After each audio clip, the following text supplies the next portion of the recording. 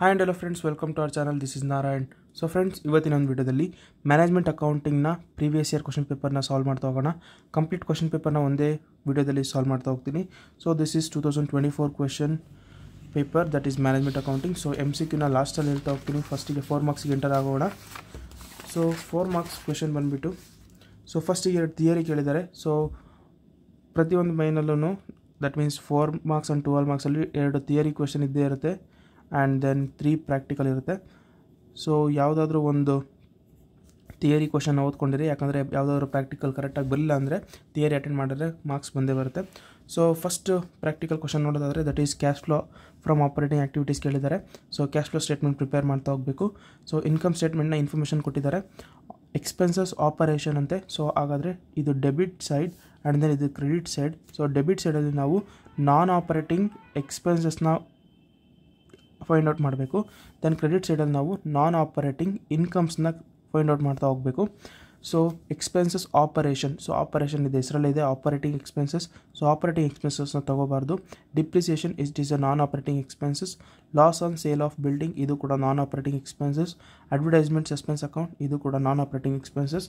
Discount allowed to customers, so business ಒಳಗಡೆ ಕಸ್ಟಮರ್ಸ್ಗೆ discount ಕೊಟ್ಟಿದ್ದಾರಂತೆ, ಹಾಗಾದರೆ ಇದು ಆಪರೇಟಿಂಗ್ ಕೆಲಸ ಆಗುವಂಥ ಟೈಮಲ್ಲಿ ಮಾಡೋವಂಥದ್ದು. ಸೊ ಇದು ಆಪರೇಟಿಂಗ್ ಎಕ್ಸ್ಪೆನ್ಸಸ್ ತೊಗೋಬಾರ್ದು. Discount on issue of shares this is non operating expenses ತೊಗೋಬೇಕು. ಗುಡ್ ವಿಲ್ ರಿಟರ್ನ್ ಆಫ್ ಇದು ಕೂಡ ನಾನ್ ಆಪರೇಟಿಂಗ್ ಎಕ್ಸ್ಪೆನ್ಸಸ್ ತೊಗೋಬೇಕು. ಜನರಲ್ ರಿಸರ್ವ್ ಇದು ನಾನ್ ಆಪರೇಟಿಂಗ್ ಎಕ್ಸ್ಪೆನ್ಸಸ್ ತೊಗೋಬೇಕು. ನೆಟ್ ಪ್ರಾಫಿಟ್ ಇದನ್ನು ಹೆಡ್ಡಿಂಗಲ್ಲಿ ಹಾಕೋಬೇಕು. ಸೊ ಇದಕ್ಕೆ ನಾನ್ ಆಪರೇಟಿಂಗ್ ಎಕ್ಸ್ಪೆನ್ಸಸ್ನ ಆ್ಯಡ್ ಮಾಡಬೇಕು, ನಾನ್ ಆಪರೇಟಿಂಗ್ ಇನ್ಕಮ್ಸ್ನ ಲೆಸ್ ಮಾಡ್ತಾ ಹೋಗಬೇಕು. Next gross profit, so ignore this information. And profit on sale of plant non operating income ತೊಗೋಬೇಕು. Discount it is operating income ತೊಗೋಬಾರ್ದು. ಓಕೆ, ಇದಿಷ್ಟನ್ನು ಫೈಂಡ್ ಔಟ್ ಮಾಡ್ಕೋಬೇಕು ಫಸ್ಟು ಯಾವ್ದಾವ್ದು non operating expenses and non operating incomes ಅಂತ. So ಅದಾದಮೇಲೆ ಕರೆಕ್ಟಾಗಿರೋ ಜಾಗದಲ್ಲಿ ಅದನ್ನು ಹಾಕ್ತಾ ಹೋದರೆ ದಟ್ ಈಸಿಯಾಗಿ 4 ಮಾರ್ಕ್ಸ್ ಸಿಗ್ತಾ ಹೋಗುತ್ತೆ. ಸೊ ಹಾಗಿದ್ರೆ ಸಾಲ್ವ್ ಮಾಡ್ತಾ ಹೋಗೋಣ. ಫಾರ್ಮೆಟ್ ಬಂದು ಈ ರೀತಿಯಾಗಿದೆ. ಸೊ ಫಸ್ಟಿಗೆ ನಾವು ಹೆಡ್ಡಿಂಗ್ ಹಾಕ್ಕೊಳ್ತಾ ಹೋಗಬೇಕು. That is cash flow statement for operating activities.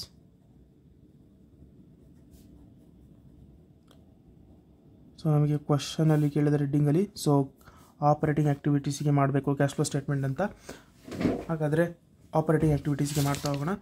So cash flow from operating activities ಕೇಳಿದ್ದಾರೆ.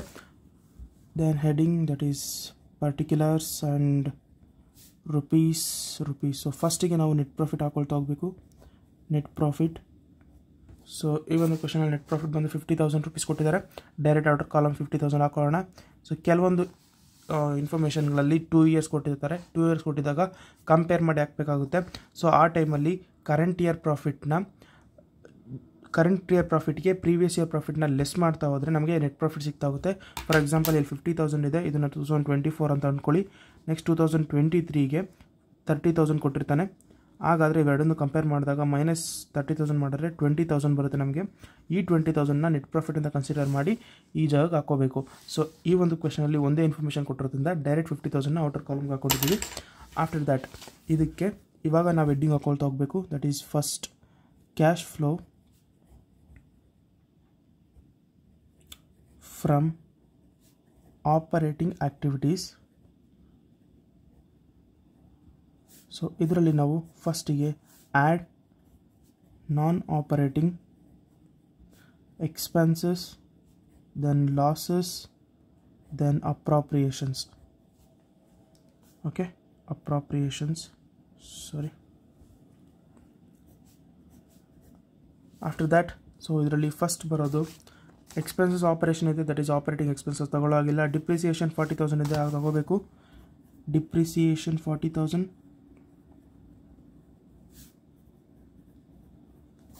After that loss on sale of building ಇದೆ 10,000 ರೂಪೀಸ್.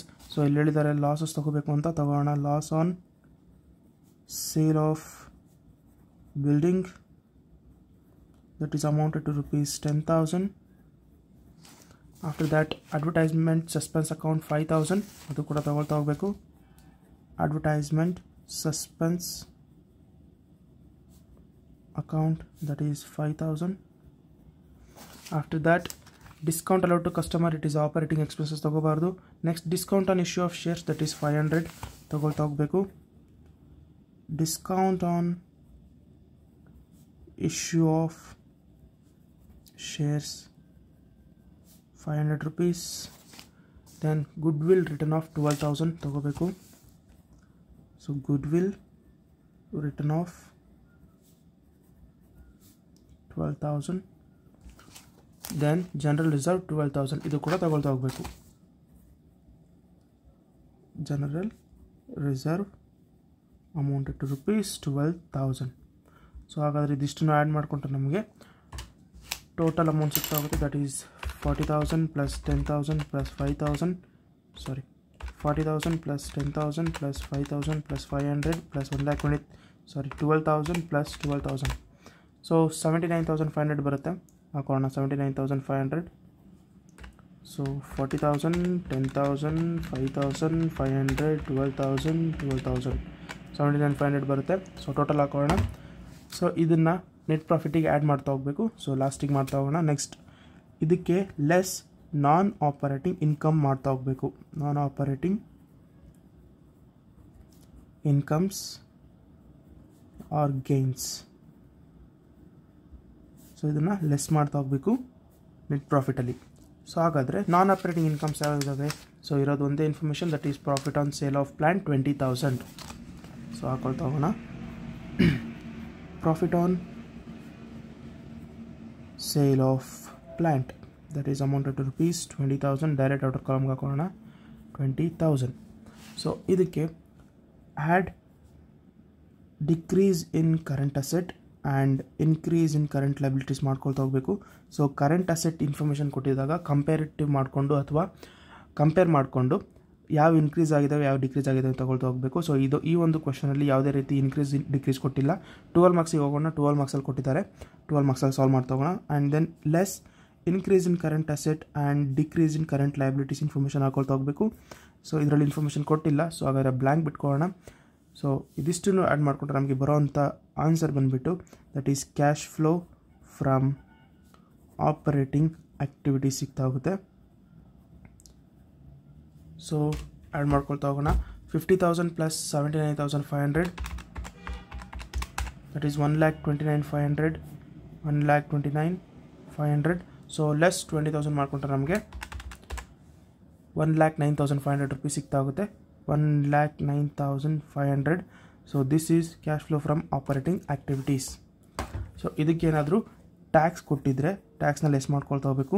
ಸೊ ಆವಾಗ ಇದನ್ನು cash flow from operating activities that is before tax. Okay, before tax ಅಂತ ಹಾಕೊಳ್ತಾ ಹೋಗಬೇಕು. Tax less ಮಾಡ್ಕೊಂಡ್ಮೇಲೆ ಬರೋವಂಥ ಆನ್ಸರ್ನ 1,09,500 ಸೇಮ್ ಬರ್ಕೊಂಡು cash flow from operating activities after tax ಅಂತ ಹಾಕೊಳ್ತಾ ಹೋಗಬೇಕು. ಟ್ಯಾಕ್ಸ್ ಕೊಟ್ಟಿದ್ರೆ, ಟ್ಯಾಕ್ಸ್ ಕೊಟ್ಟಿಲ್ಲ ಅಂದರೆ ಇಲ್ಲಿಗೆ ನಿಲ್ಲಿಸಿದ್ರು ಆಗುತ್ತೆ. ಇಲ್ಲ ಫಾರ್ಮೆಟ್ ಕಂಪ್ಲೀಟ್ ಮಾಡಿಕೊಂಡು ಕ್ಯಾಶ್ ಫ್ಲೋ ಆಫ್ಟರ್ ಟ್ಯಾಕ್ಸ್ ಅಂತ ಕೂಡ ಬರ್ಕೊಳ್ತಾ ಹೋಗ್ಬೋದು. ಸೊ ಇಷ್ಟು ಮಾಡಿದ್ರೆ ನಮಗೆ 4 ಮಾರ್ಕ್ಸ್ ಸಿಗ್ತಾ ಆಗುತ್ತೆ. ಸೊ ನೆಕ್ಸ್ಟ್ ಕ್ವಶನ್ ನೋಡೋದಾದರೆ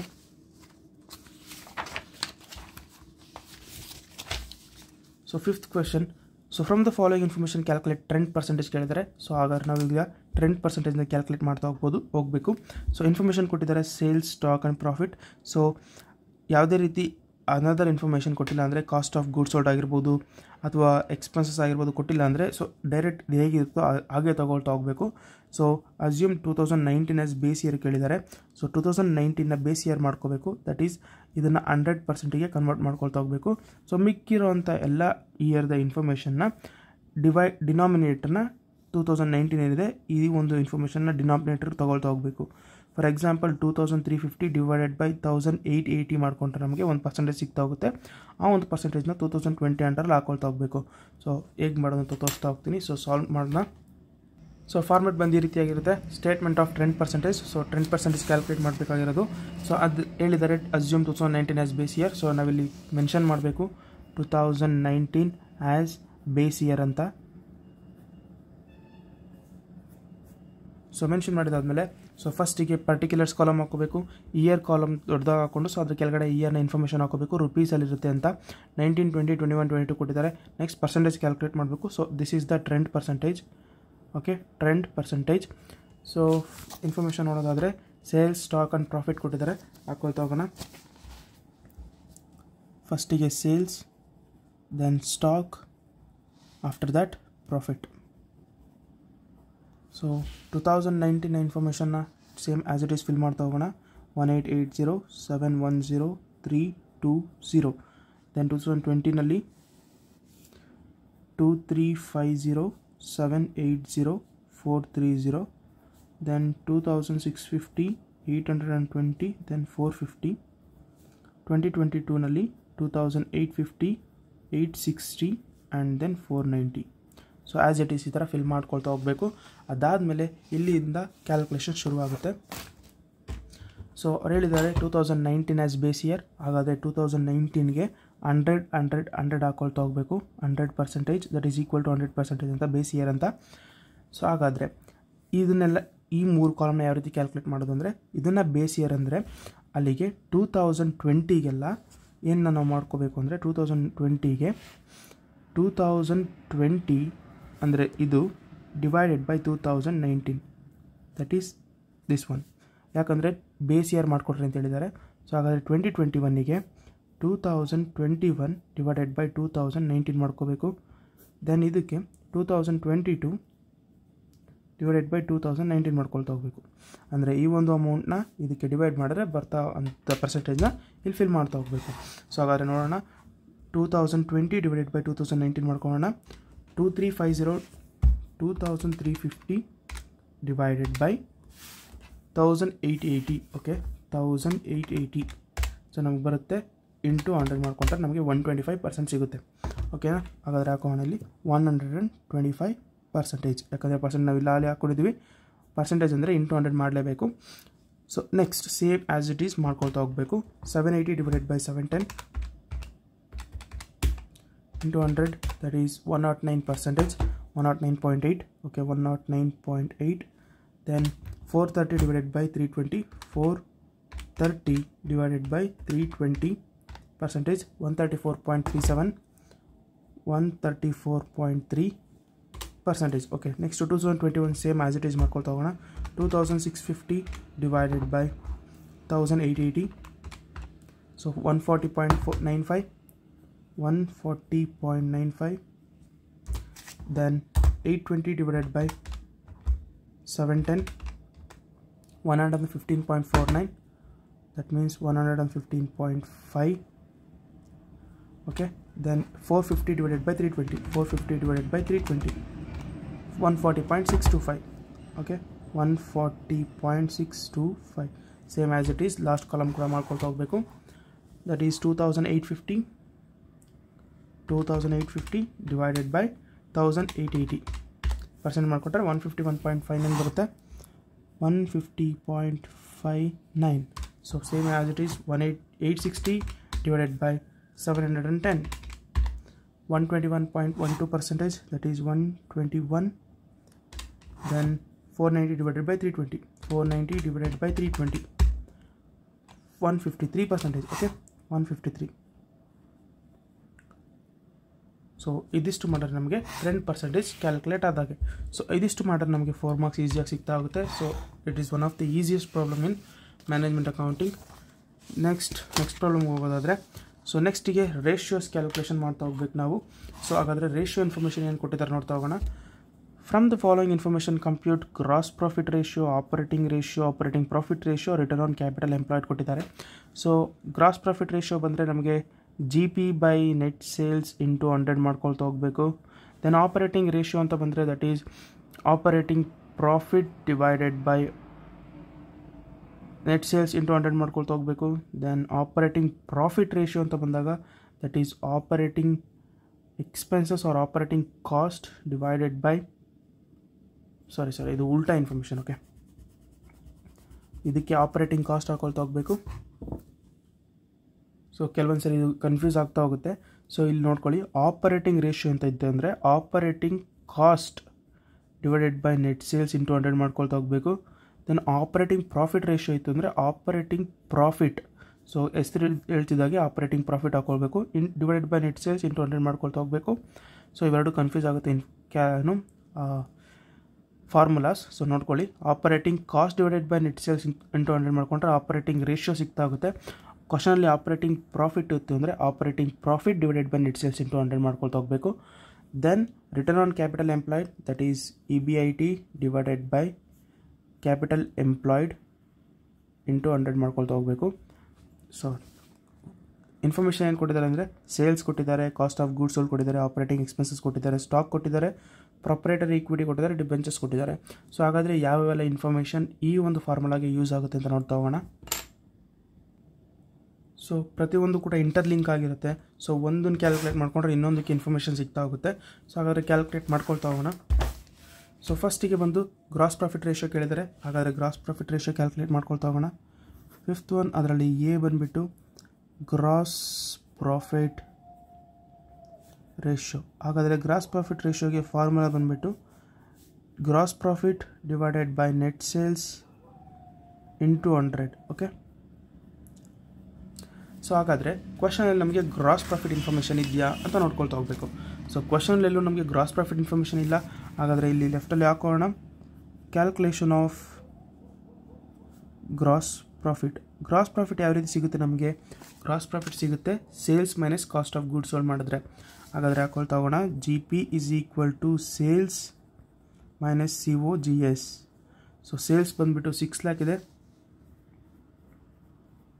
minus cost of goods sold ಬಂದು 4 lakh ಇದೆ. ಓಕೆ. ಸೊ ಗ್ರಾಸ್ ಪ್ರಾಫಿಟ್ ಬಂದು ನಮಗೆ 2 lakh ಸಿಗ್ತಾ ಹೋಗುತ್ತೆ. ಸೊ GP ಸಿಗ್ತಾ ಹೋಯಿತು ನಮಗೆ, that is 2 lakh rupees. So ಫಾರ್ಮುಲಾಗೆ ಸಬ್ಸ್ಟಿಟ್ಯೂಟ್ ಮಾಡ್ತಾ ಹೋಗೋಣ. GP 2 lakh divided by net sales amount ಇದೆ 6 lakh ಇಂಟು 100 ಮಾಡಿಕೊಂಡ್ರೆ ನಮಗೆ that is 2 lakh divided by 6 lakh percentage, that is 33.33% ಸಿಗ್ತಾ ಹೋಗುತ್ತೆ. 33.33% ಆರ್ 33.1/3. ಸೊ ಈ ಥರ ಡಿನೋಟ್ ಮಾಡ್ತಾ ಹೋಗ್ಬೋದು. So GP ratio is equal to 33.33%. Okay.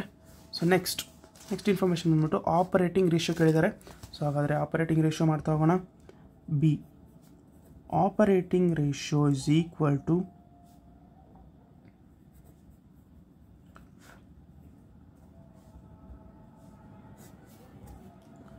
Operating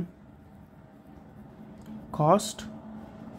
so operating cost divided by net sales into 100. So ಬರೀ operating ಕೇಳಿದರೆ ಆಪರೇಟಿಂಗ್ ಕಾಸ್ಟ್ ಹಾಕೋಬೇಕು. Operating profit ratio ಕೇಳಿದರೆ ಆಪರೇಟಿಂಗ್ ಪ್ರಾಫಿಟ್ ಹಾಕೊಳ್ತಾ ಹೋಗಬೇಕು. ಸೊ ಹಾಗಾದರೆ ಆಪರೇಟಿಂಗ್ ಕಾಸ್ಟ್ ಯಾವ ರೀತಿ ಕಂಡುಹಿಡಿಯೋದು? ಅಂದರೆ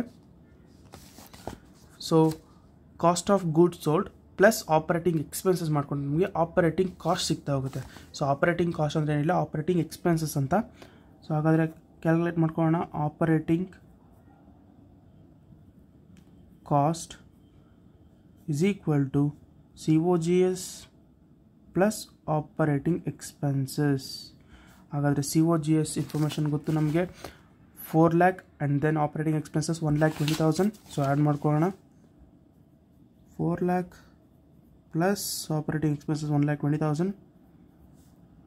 ಸೊ ನಮಗೆ ಸಿಗುವಂಥ ಇನ್ಫಾರ್ಮೇಷನ್ ಬಂದು 4 lakh plus 1,20,000 that is 5,20,000 rupees. ಹಾಕೋಣ 5,20,000. This is operating cost. So operating cost ಸಿಕ್ಕಿದೆ ನಮಗೆ 5,20,000 rupees. ಸೊ ಹಾಗಾದರೆ ಫಾರ್ಮುಲಾ ಸಬ್ಸ್ಟಿಟ್ಯೂಟ್ ಮಾಡೋಣ.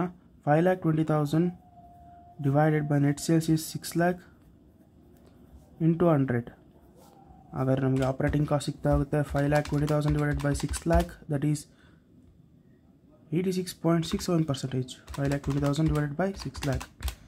ಸೊ 86.67% ಹಾಕೊಳ್ತಾ ಹೋಗೋಣ. 86.67% that is operating ratio. So ನೆಕ್ಸ್ಟಿಗೆ ಆಪರೇಟಿಂಗ್ ಪ್ರಾಫಿಟ್ ರೇಷಿಯೋ ಕೇಳಿದ್ದಾರೆ.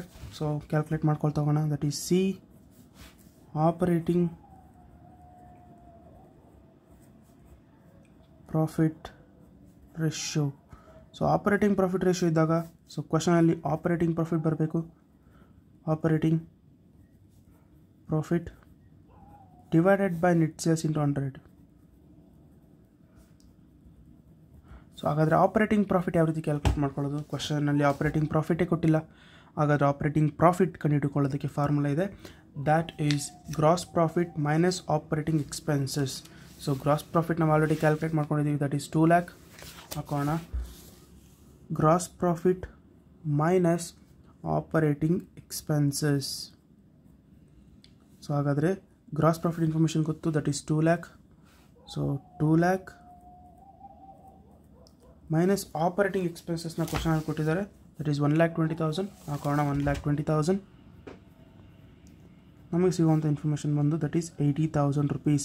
ಸೊ ಈ 80,000 ಆಪರೇಟಿಂಗ್ ಪ್ರಾಫಿಟ್ ಆಗಿರುತ್ತೆ. ಓಕೆ, ಹಾಗಾದರೆ ಸಬ್ಸ್ಟಿಟ್ಯೂಟ್ ಮಾಡೋಣ. 80,000 is operating profit divided by net sales is 6 lakh into 100. So ನಮಗೆ ಬರುವಂಥ ಪರ್ಸಂಟೇಜ್ ಬಂದು 80,000 divided by 6 lakh, that is 13.33%. This is operating profit ratio. Operating profit ratio. Okay, after that last ಒಂದು information, that is return on capital employed ಕೇಳಿದ್ದಾರೆ. ಹಾಗಾದರೆ return on capital employed ಕಂಡುಹಿಡಿಯೋದಕ್ಕೆ formula ಬಂದು EBIT divided by capital employed into 100. ಹಾಗಾದರೆ ಕ್ವಶನಲ್ಲಿ EBITಯ information ಇಲ್ಲ, capital employed information ಇಲ್ಲ. ಹಾಗಾದರೆ EBIT ಕ್ಯಾಲ್ಕುಲೇಟ್ ಮಾಡೋದು ಹೇಗೆ? EBIT ಕ್ಯಾಲ್ಕುಲೇಟ್ ಮಾಡೋ ಅವಶ್ಯಕತೆ ಇಲ್ಲ, ಯಾಕಂದರೆ ಆಪರೇಟಿಂಗ್ ಪ್ರಾಫಿಟ್ ಏನಿದೆ, ಸೊ ಇವಾಗ ಏನು ಕ್ಯಾಲ್ಕುಲೇಟ್ ಮಾಡ್ಕೊಂಡಿದ್ದೀವಿ ಆಪರೇಟಿಂಗ್ ಪ್ರಾಫಿಟ್, ಸೊ ಈ ಒಂದು ಆಪರೇಟಿಂಗ್ ಪ್ರಾಫಿಟ್ನ EBIT ಅಂತ ಕೂಡ ಕರಿತಾ ಹೋಗ್ತಾರೆ. ಸೊ FM ಅಲ್ಲಿ AFM ಅಲ್ಲಿ ಕೇಳ್ಕೊಂಡಿರ್ಬೋದು ನಾವು, that is financial management and advance financial ಮ್ಯಾನೇಜ್ಮೆಂಟಲ್ಲಿ ಆಪರೇಟಿಂಗ್ ಪ್ರಾಫಿಟ್ನ ಇನ್ನೊಂದು ಹೆಸರು that is EBIT, earning before interest and tax. So return on capital employed calculate ಮಾಡ್ಕೋಬೇಕು. Return on capital employed, so formula ಬಂದ್ಬಿಟ್ಟು that is EBIT divided by capital employed into 100. So ಹಾಗಾದರೆ EBIT information ಗೊತ್ತು, 80,000. ಹಾಕೋಣ 80,000 divided by capital employed ಅಂದ್ರೇನು? So capital employed ಅಂದ್ರೆ proprietary fund ಅಂತ. ಹಾಗಾದರೆ proprietary equity information ಕೊಟ್ಟಿದ್ದಾರೆ, ದಟ್ ಈಸ್ 3 lakh. ಸೊ ಅದನ್ನೇ ಸಬ್ಸ್ಟಿಟ್ಯೂಟ್ ಮಾಡ್ಕೊಳ್ಳೋಣ, that is 3 lakh into 100. So ಹಾಗಾದರೆ 80,000 ಡಿವೈಡೆಡ್ ಬೈ 3 lakh ಇಂಟು 100 ಮಾಡ್ಕೊಂಡು ನಮಗೆ 26.67% ಸಿಗ್ತಾ ಹೋಗುತ್ತೆ. ಸಾರಿ ಕ್ಯಾಪಿಟಲ್ ಎಂಪ್ಲಾಯ್ಡ್ ಕೇಳಿರೋದಲ್ವಾ. ಸೊ ಕ್ಯಾಪಿಟಲ್ ಎಂಪ್ಲಾಯ್ಡಿಗೆ ಡಿಬೆಂಚರ್ಸ್ನ ಕೂಡ ಆ್ಯಡ್ ಮಾಡ್ಕೊಳ್ತಾ ಹೋಗಬೇಕು. ಸೊ ಪ್ರೊಪ್ರೈಟರಿ ಈಕ್ವಿಟಿ ಏನಿದೆ ಈ ಒಂದು ಇನ್ಫಾರ್ಮೇಷನಿಗೆ ಡಿಬೆಂಚರ್ಸ್ನ ಆ್ಯಡ್ ಮಾಡ್ಕೊಳ್ತಾ ಹೋಗಬೇಕು. ಕಂಪ್ಲೀಟ್ ಕ್ಯಾಪಿಟಲ್ ಎಂಪ್ಲಾಯ್ಡ್ನ ತಗೊಳ್ತಾ ಇರೋದು ನಾವು ಡಿಬೆಂಚರ್ಸ್ನು ಕೂಡ ಆ್ಯಡ್ ಮಾಡ್ಕೊಳ್ತಾ ಹೋಗಬೇಕು. ಸೊ ಪ್ರೊಪ್ರೈಟರಿ ಈಕ್ವಿಟಿ ಅಂದರೆ ನಮಗೆ ಈಕ್ವಿಟಿ ಶೇರ್ ಆಗಿರ್ಬೋದು, ಪ್ರಿಫರೆನ್ಸ್ ಶೇರ್ ಆಗಿರ್ಬೋದು, ಆ್ಯಂಡ್ ದೆನ್ ಜನರಲ್ ರಿಸರ್ವ್ ಆಗಿರ್ಬೋದು, ಈ ಮೂರು ಕೂಡ ಆ್ಯಡ್ ಆಗ್ತಾ ಹೋಗುತ್ತೆ. ಜೊತೆಗೆ ಡಿಬೆಂಚರ್ಸ್ನು ಕೂಡ ಆ್ಯಡ್ ಮಾಡ್ಕೊಳ್ತಾ ಹೋಗಬೇಕು. ಸೊ ಡಿಬೆಂಚರ್ಸ್ ನೋಡಲಿಲ್ಲ ನಾನು, ಸಾರಿ ಮೈ ಮಿಸ್ಟೇಕ್. ಸೊ ಡಿಬೆಂಚರ್ಸ್ನ ಕೂಡ ಆ್ಯಡ್ ಮಾಡ್ಕೊಳ್ತಾ ಹೋಗಬೇಕು. ಸೊ ಇವೆರಡನ್ನೂ ಆ್ಯಡ್ ಮಾಡ್ಕೊಂಡ್ರೆ ನಮಗೆ ಕ್ಯಾಪಿಟಲ್ ಎಂಪ್ಲಾಯ್ಡ್ ಸಿಗ್ತಾ ಹೋಗುತ್ತೆ. ಓಕೆ, ಕ್ಯಾಪಿಟಲ್ ಎಂಪ್ಲಾಯ್ಡ್ ಸಿಗ್ತಾ ಹೋಗುತ್ತೆ. ಹಾಗಾದರೆ 3 lakh ಪ್ಲಸ್ 1 lakh ಅಂದರೆ ಕ್ಯಾಪಿಟಲ್ ಎಂಪ್ಲಾಯ್ಡ್ನ ಬೆಲೆ 4 ಲಕ್ಷ ಆಗ್ತಾ ಹೋಗುತ್ತೆ. ಸಾರಿ ಮೈ ಮಿಸ್ಟೇಕ್, 4 lakh ಆಗ್ತಾ ಹೋಗುತ್ತೆ. ಸೊ 80,000 ಡಿವೈಡೆಡ್ ಬೈ 4 lakh ಮಾಡ್ಕೊಂಡು ನಮಗೆ 20% ಸಿಗ್ತಾ ಹೋಗುತ್ತೆ. ಓಕೆ, 80,000 ಡಿವೈಡೆಡ್ ಬೈ 4 lakh 20% ಸಿಗ್ತಾ ಹೋಗುತ್ತೆ. ಈ ಒಂದು 20%ನ ರಿಟರ್ನ್ ಆನ್ ಕ್ಯಾಪಿಟಲ್ ಎಂಪ್ಲಾಯ್ಡ್ ಅಂತ ಕರಿತಾ ಹೋಗ್ತೀವಿ. Okay, 20% return on capital employed. Okay, so ಇದಿಷ್ಟು ಮಾಡಿದ್ರೆ ನಮಗೆ ಈಸಿಯಾಗಿ 4 marks ಸಿಗ್ತಾ ಆಗುತ್ತೆ. ಸೊ ಫಾರ್ಮುಲಾಸ್ ನಮಗೆ ಈಸಿಯಾಗಿ ಗೊತ್ತಿದ್ದರೆ, ಕರೆಕ್ಟಾಗಿ ಗೊತ್ತಿತ್ತು ಅಂದರೆ ಆರಾಮಾಗಿ ಕ್ಯಾಲ್ಕುಲೇಟ್ ಮಾಡ್ತಾ ಹೋಗ್ಬೋದು. ಸೊ ಹಾಗಾದರೆ ನೆಕ್ಸ್ಟ್ ಕ್ವಶನ್ ನೋಡ್ತಾ ಹೋಗೋಣ. ಸೊ ನೆಕ್ಸ್ಟ್ ಬಂದುಬಿಟ್ಟು section C, that is 12 marks question. So first question ಬಂದುಬಿಟ್ಟು following are the balance sheet of ಡೈಗನ್ corporate limited and Gagan corporate limited ಅಂತ ಹೇಳ್ತಾರೆ. On 31st March 2024 end of the financial year, prepare the common size balance sheet with a possible proportion analysis and compare the financial position. So financial position compare ಮಾಡ್ತಾ ಹೋಗ್ಬೇಕಂತೆ. So common size balance ಶೀಟ್ನ prepare ಮಾಡ್ತಾ ಹೋಗ್ಬೇಕು ನಾವು. ಹಾಗಾದರೆ prepare ಮಾಡ್ತಾ ಹೋಗೋಣ. So ಕೊಟ್ಟಿರುವಂಥ ಇನ್ಫಾರ್ಮೇಷನ್ ಈ ರೀತಿಯಾಗಿದೆ. ಸೊ ಕರೆಕ್ಟಾಗಿ ಫಸ್ಟು ಅವ್ರು ಆರ್ಡರ್ ವೈಸ್ ಕೊಟ್ಟಿದ್ದಾರೆ ಇಲ್ವ ಅಂತ ನೋಡ್ಕೊಳ್ತಾ ಹೋಗಬೇಕು. ಸೊ ಫಸ್ಟಿಗೆ ಶೇರ್ ಹೋಲ್ಡರ್ಸ್ ಫಂಡ್ ಬರುತ್ತೆ. ಸೊ ಶೇರ್ ಹೋಲ್ಡರ್ಸ್ ಫಂಡಲ್ಲಿ ಇವು 3 ಇನ್ಕ್ಲೂಡ್ ಆಗಿರುತ್ತೆ, 4 ಇನ್ಕ್ಲೂಡ್ ಆಗಿರುತ್ತೆ. Then dividend proportion, creditors, bank over draft ಕೊಟ್ಟಿದ್ದಾರೆ, that is current liabilities. So ಇದರಲ್ಲಿ ಯಾವುದೇ ರೀತಿ ನಾನ್ ಕರೆಂಟ್ ಲಯಬಿಲಿಟೀಸ್ ಆಗಿರ್ಬೋದು ಅಥವಾ ನಾನ್ ಕರೆಂಟ್ ಲಯಬಿಲಿಟೀಸ್ ಇನ್ಫಾರ್ಮೇಷನ್ ಕೊಟ್ಟಿಲ್ಲ, ಕರೆಂಟ್ ಲಯಬಿಲಿಟೀಸ್ ಕೊಟ್ಟಿದ್ದಾರೆ. ದೆನ್ ಇದರಲ್ಲಿ ಸೊ ಇವೆರಡು ಬಂದುಬಿಟ್ಟು ದಟ್ ಈಸ್ ಕರೆಂಟ್ ಅಸೆಟ್ ಆಗ್ತಾ ಹೋಗುತ್ತೆ. ಸೊ ಫಿಕ್ಸ್ಡ್ ಅಸೆಟ್ ಆಗ್ತಾ ಹೋಗುತ್ತೆ, ದೆನ್ ಕರೆಂಟ್ ಅಸೆಟ್ ಆಗ್ತಾ ಹೋಗುತ್ತೆ. ಸೊ ಇನ್ವೆಸ್ಟ್ಮೆಂಟ್ನೂ ಕೂಡ ಫಿಕ್ಸ್ಡ್ ಅಸೆಟ್ ಹಾಕೋಬೇಕು, ಯಾಕಂದರೆ that is non current investments. So non current investment are also included in non current asset, that is fixed assets. Okay, so ಇಷ್ಟು information ಕೊಟ್ಟಿದ್ದಾರೆ. That is order wise ಇದೆಯಾ ಇಲ್ವಾ ಅಂತ ನೋಡ್ಕೊಳ್ತಾ ಹೋಗಬೇಕು. ಅದಾದಮೇಲೆ ಆ್ಯಸ್ ಇಟ್ ಈಸ್ ಫಿಲ್ ಮಾಡ್ಕೊಳ್ತಾ ಹೋಗಬೇಕು. ಸೊ ಹಾಗಾದರೆ ಸೊಲ್ಯೂಷನ್ ಮಾಡ್ತಾ ಹೋಗೋಣ ಇದಕ್ಕೆ. ಸೊ ಈ ರೀತಿಯಾಗಿ ಫಾರ್ಮೆಟ್ ಪ್ರಿಪೇರ್ ಮಾಡ್ಕೋಬೇಕು. ಸೊ ಅದಾದಮೇಲೆ ಫಿಲ್ ಮಾಡ್ಕೊಳ್ತಾ ಹೋಗಬೇಕು. ಸೊ ಹಾಗೆ ಫಿಲ್ ಮಾಡ್ಕೊಳ್ತಾ ಹೋಗೋಣ. ಸೊ ಫಸ್ಟಿಗೆ ಬಂದೆ ಫಾರ್ಮ್ಯಾಟಲ್ಲಿ. So share holders fund first equity and ಲಯಬಿಲಿಟೀಸಲ್ಲಿ. ಸೊ ಹಾಕೋಣ ಇಲ್ಲಿ equity and liabilities.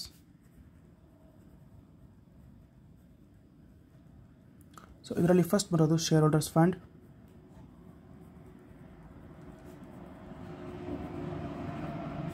Share holders fund. Okay, so share holders ಫಂಡಲ್ಲಿ ಬರುವಂಥದ್ದು equity share, then preference share,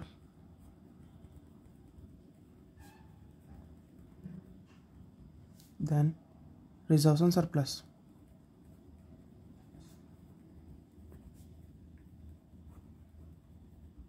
so ನೋಡೋದಾಗೋದ್ರೆ equity capital debenture share holders ಫಂಡಿಗೆ ಬರೋದಿಲ್ಲ. ಸೊ ಡಿಬೆಂಚರ್ಸ್ ಬಂದುಬಿಟ್ಟು non current liabilities ಬರುತ್ತೆ. ಸೊ ನಾನ್ ಕರೆಂಟ್ ಲಯಬಿಲಿಟೀಸ್ಗೆ ಹಾಕೊಳ್ತಾ ಹೋಗಬೇಕು. ಡಿಬೆಂಚರ್ಸ್ ಅಂದರೆ that is equal to loan ಅಂತ. ಸೊ ಲೋನು ಲಾಂಗ್ ಟರ್ಮಲ್ಲಿರುತ್ತೆ. ಸೊ ಲಾಂಗ್ ಟರ್ಮ್ ಲೋನ್ಸ್ನ ನಾನ್ ಕರೆಂಟ್ ಲಯಬಿಲಿಟೀಸ್ ಅಂತ ಕನ್ಸಿಡರ್ ಮಾಡ್ತಾ ಹೋಗ್ತೀವಿ ನಾವು. ಸೊ ನಾನ್ ಕರೆಂಟ್ ಲಯಬಿಲಿಟೀಸಲ್ಲಿ ಹಾಕೊಳ್ತಾ ಹೋಗಬೇಕು ಡಿಬೆಂಚರ್ಸ್ನ. ಓಕೆ, ದೆನ್ ಈಕ್ವಿಟಿ ಶೇರ್ನ ಇನ್ಫಾರ್ಮೇಷನ್ ಕೊಟ್ಟಿದ್ದಾರೆ. ಸೊ ಈಕ್ವಿಟಿ ಶೇರ್ ಬಂದು 2 lakh rupees and 3 lakh. So ಡೈಗನ್ ಆ್ಯಂಡ್ ಗಗನ್ ಇಬ್ಬರು ಇನ್ಫಾರ್ಮೇಷನ್ ಕೊಟ್ಟಿದ್ದಾರೆ. ಸೊ ಇಬ್ಬರು ಇನ್ಫಾರ್ಮೇಷನ್ಗೂ ಕೂಡ ಅಮೌಂಟ್ ಹಾಕೊಳ್ತಾ ಹೋಗೋಣ. That is 2 lakh and 3 lakh. Equity share 2 lakh, ಇದಕ್ಕೆ 3 lakh. Okay, after that preference share 2 lakh 2,50,000 ಇದೆ. ಪ್ರಿಫರೆನ್ಸ್ ಶೇರ್ ಕ್ಯಾಪಿಟಲ್ 2 lakh 2,50,000 ಇದೆ. ಹಾಕೊಳ್ತಾ ಹೋಗೋಣ 2 lakh 2,50,000.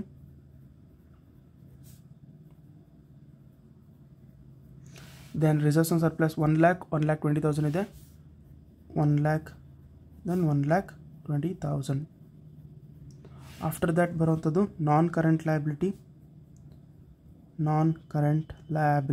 Okay, so non current liability ಒಂದೇ ಇನ್ಫಾರ್ಮೇಷನ್ ಇರೋದು. That is debentures 1 lakh and 2 lakh ಇದೆ. ಹಾಕೊಳ್ತಾ ಹೋಗೋಣ debentures 1 lakh and 2 lakh. Okay,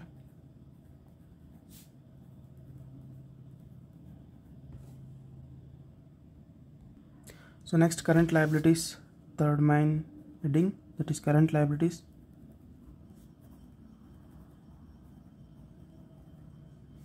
So current liabilities ಬಂದ್ಬಿಟ್ಟು 3 ಇನ್ಫಾರ್ಮೇಷನ್ಸ್ ಕೊಟ್ಟಿದ್ದಾರೆ. Dividend provision, creditors, bank over draft. ಹಾಕೊಳ್ತಾ ಹೋಗೋಣ. that is dividend provision, then creditors, bank overdraft.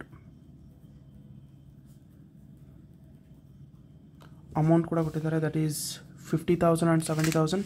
ಹಾಕೊಳ್ತಾ ಹೋಗೋಣ 50,000 and 70,000. After that creditors 1,50,000, then 4,10,000. So bank over draft ಕೊಟ್ಟಿಲ್ಲ ಡೈಗನ್ಗೆ, then ಗಗನಿಗೆ 50,000 ಕೊಟ್ಟಿದ್ದಾರೆ. ಹಾಕೊಳ್ತಾ ಹೋಗೋಣ 50,000. ದೆನ್ ಆಫ್ಟರ್ ಟೋಟಲ್ ಕೊಟ್ಟಿದ್ದಾರೆ. That is total 1 + 2 + 3 is equal to 8 lakh and then 14 lakh.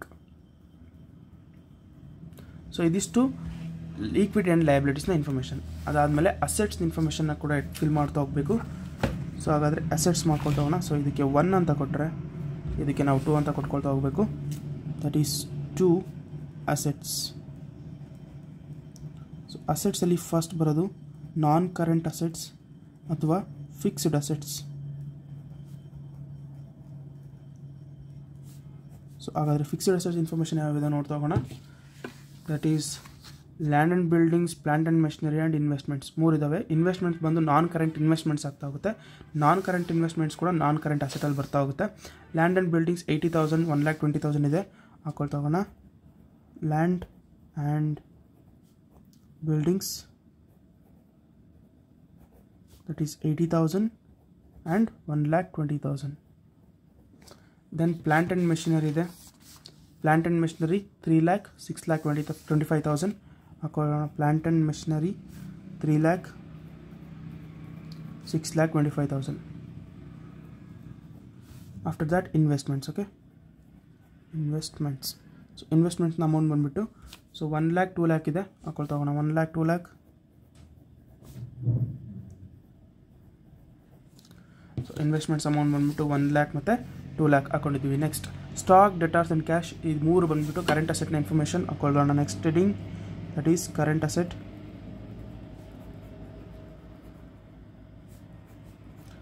So that is stock, sundry, debtors and then cash.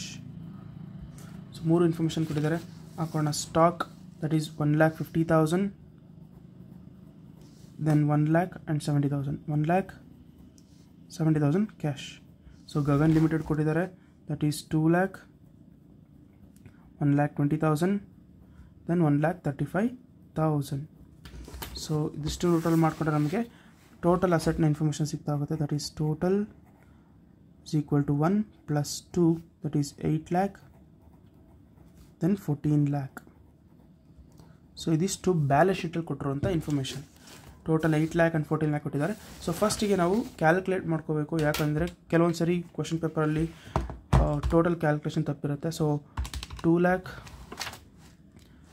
plus 2 lakh plus 1 lakh plus 1 lakh plus 50,000 plus 1,50,000. So 8 lakh ಇದೆ. So ಹಾಗಾದರೆ ಕರೆಕ್ಟಾಗಿದೆ information. Next 80,000 plus 3 lakh plus 1 lakh plus 1,50,000 plus 1 lakh plus 70,000. So ಇದು ಕೂಡ 8 lakh ಕರೆಕ್ಟಾಗಿದೆ information. So right ಸೈಡಿಗೆ ಬಂದರೆ that is 3 lakh, 2,50,000, 1,20,000, 2 lakh, 70,000, 141,000 that is 50,000. So something is missing, that is 10,31,000 ಇದೆ. ಇದು 14 lakh ಇದೆ. ಇನ್ನೊಂದು ಸರಿ ಕ್ಯಾಲ್ಕುಲೇಟ್ ಮಾಡ್ಕೊಳ್ಳೋಣ. 3 lakh plus 2,50,000, 1,20,000, 2 lakh, then 70,000, then 41,000, then 50,000.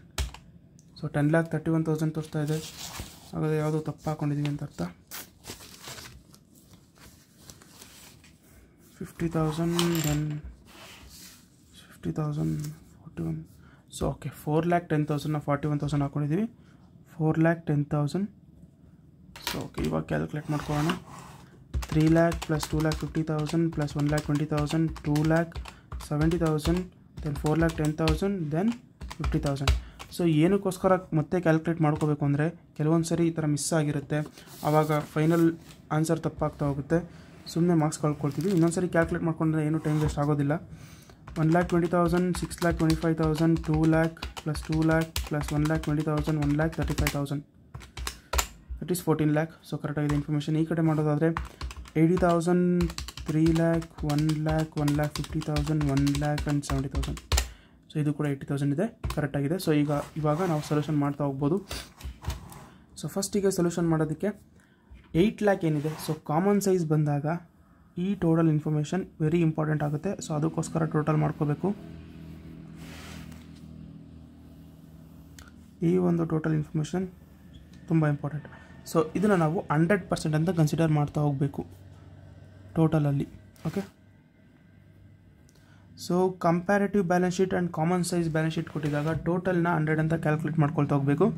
ಅದೇ ನಮಗೆ ಇನ್ಕಮ್ ಸ್ಟೇಟ್ ಕೊಟ್ಟಾಗ ಇನ್ಕಮ್ ಸ್ಟೇಟ್ಮೆಂಟ್, ಸೊ ಇದು ಬ್ಯಾಲೆನ್ಸ್ ಶೀಟ್ ಟೋಟಲ್ನ 100 ಹಾಕೊಳ್ತೀವಿ. ಇನ್ಕಮ್ ಸ್ಟೇಟ್ಮೆಂಟ್ ಕೊಟ್ಟಾಗ ಫಸ್ಟಿಗೆ ರೆವಿನ್ಯೂ ಫ್ರಮ್ ಆಪರೇಷನ್ ಕೊಟ್ಟಿರ್ತಾರೆ ಅಥವಾ ನೆಟ್ ಸೇಲ್ಸ್ ಕೊಟ್ಟಿರ್ತಾರೆ. ಸೊ ಅದನ್ನು ನಾವು 100% ಅಂತ ಕ್ಯಾಲ್ಕುಲೇಟ್ ಮಾಡ್ಕೊಳ್ತಾ ಹೋಗಬೇಕು. ಓಕೆನಾ. ಸೊ ಇದು ಬ್ಯಾಲೆನ್ಸ್ ಶೀಟ್ ಆಗಿರೋದ್ರಿಂದ ಟೋಟಲ್ನ 100% ಕ್ಯಾಲ್ಕುಲೇಟ್ ಮಾಡ್ಕೊಂಡಿದ್ದೀವಿ. ಸೊ ಅಂದರೆ ಇದನ್ನು ಬೇಸ್ ಅಂತ ತೊಗೊಳ್ತಾ ಹೋಗಬೇಕು. ಸೊ ಇವೆಲ್ಲನೂ ಕೂಡ ನ್ಯೂಮರೇಟರ್ ತೊಗೋಬೇಕು, ಇದನ್ನು ಡಿನಾಮಿನೇಟರ್ ತೊಗೋಬೇಕು, ಅಥವಾ ಇದನ್ನು ಮೇಲ್ಗಡೆ ತೊಗೋಬೇಕು, ಇದನ್ನು ಕೆಳಗಡೆ ತೊಗೋಬೇಕು. ಫಾರ್ ಎಕ್ಸಾಂಪಲ್ 2 lakh ಇದೆ, ಇಲ್ಲಿ 8 lakh ಇದೆ. ಸೊ ನಮಗೆ 2 lakh ಡಿವೈಡೆಡ್ ಬೈ 8 lakh ಮಾಡಿಕೊಂಡ್ರೆ ಇಂಟು 100 ಮಾಡಿಕೊಂಡ್ರೆ ನಮಗೆ that is equity share holders ಫಂಡ್ದು ಏನು ಸಿಗ್ತಾ ಹೋಗುತ್ತೆ, ಪರ್ಸೆಂಟೇಜ್ ಸಿಗ್ತಾ ಹೋಗುತ್ತೆ. ಹಂಗೆ 1 lakh ಡಿವೈಡೆಡ್ ಬೈ 8 lakh ಮಾಡಿಕೊಂಡ್ರೆ ನಮಗೆ 1 lakh ಡಿವೈಡೆಡ್ ಬೈ 8 lakh ಮಾಡಿಕೊಂಡ್ರೆ ಇಂಟು 100 ಇದ್ರ ಪರ್ಸೆಂಟೇಜ್ ನಮಗೆ ಸಿಗ್ತಾ ಹೋಗುತ್ತೆ ರಿಸರ್ವ್ಸ್ ಪ್ಲೇಸ್ದು. ಫಾರ್ ಎಕ್ಸಾಂಪಲ್ ಈಗ 2 lakh ಡಿವೈಡೆಡ್ ಬೈ 8 lakh ಮಾಡ್ಕೊಳ್ಳೋಣ. 2 lakh divided by 8 lakh, so 25%. ಇಷ್ಟೇ, ಈಸಿ 25%. ದೆನ್ ಈಗ 1 lakh ಮತ್ತು 8 lakh ಡಿವೈಡೆಡ್ ಮಾಡ್ಕೊಳ್ಳೋಣ. That is reserves and surplus. 1 lakh divided by 8 lakh, 12.5%. 12.5% ಇಷ್ಟೇ. ಸೊ ಇದನ್ನು ಎಲ್ಲದಕ್ಕೂ ಕೂಡ ಇದನ್ನೇ ಡಿವೈಡ್ ಮಾಡ್ಕೊಳ್ತಾ ಹೋಗಬೇಕು. ಸೊ ಈ ಒಂದಕ್ಕೆ 14 lakhನ ಬೇಸ್ ಮಾಡ್ಕೊಳ್ಬೇಕು. ಸೊ ಇದಿಷ್ಟಕ್ಕೂ ಇದು ಬೇಸು, ಇದಿಷ್ಟಕ್ಕೂ ಇದು ಬೇಸು. ಸೊ ಅದೇ ರೀತಿ ಇದಿಷ್ಟಕ್ಕೆ ಇದು ಬೇಸು, ಇದಿಷ್ಟಕ್ಕೆ ಇದು ಬೇಸು ಅಷ್ಟೇ. ಓಕೆನಾ? ಸೊ ಹಾಗಾದರೆ 2 lakh ಕ್ಯಾಲ್ಕುಲೇಟ್ ಮಾಡ್ಕೊಂಡಿದ್ದೀವಿ, ಸೇಮ್ 25% ತಗೋಬೇಕು. 1 lakh ಮಾಡ್ಕೊಂಡಿದ್ದೀವಿ, ಅದು ಕೂಡ 12.5% ಆಗ್ತಾ ಹೋಗುತ್ತೆ. Then 50,000 divided by 8 lakh. 50,000 divided by 8 lakh, 6.25%. ಹಾಗೆ 1,50,000 divided by 8 lakh, 1,50,000 divided by 8 lakh, that is 18.75%. 18.75%. So ಇಷ್ಟು ಮಾಡಿಕೊಂಡ್ರೆ ನಮಗೆ ಎಲ್ಲದಕ್ಕೂ ಇದೇ ಥರ ಕ್ಯಾಲ್ಕುಲೇಟ್ ಮಾಡ್ಕೋಬೇಕು. ಈಸಿಯಾಗಿ 12 marks ಸಿಗ್ತಾ ಹೋಗುತ್ತೆ. ದೆನ್ ಇಲ್ಲಿ ಬರೋದಾದರೆ 3 lakh divided by 14 lakh is the base. That is 21.428%. So confuse ಆಗಬಾರ್ದು, ಇದಕ್ಕೆ ಇದನ್ನು ಬೇಸ್ ತೊಗೋಬಾರ್ದು, ಇದಕ್ಕೆ ಇದನ್ನೇ ಬೇಸ್ ತೊಗೋಬೇಕು, ಇದ್ರ ಟೋಟಲ್ಲೇ ಬೇಸ್ ತೊಗೋಬೇಕು.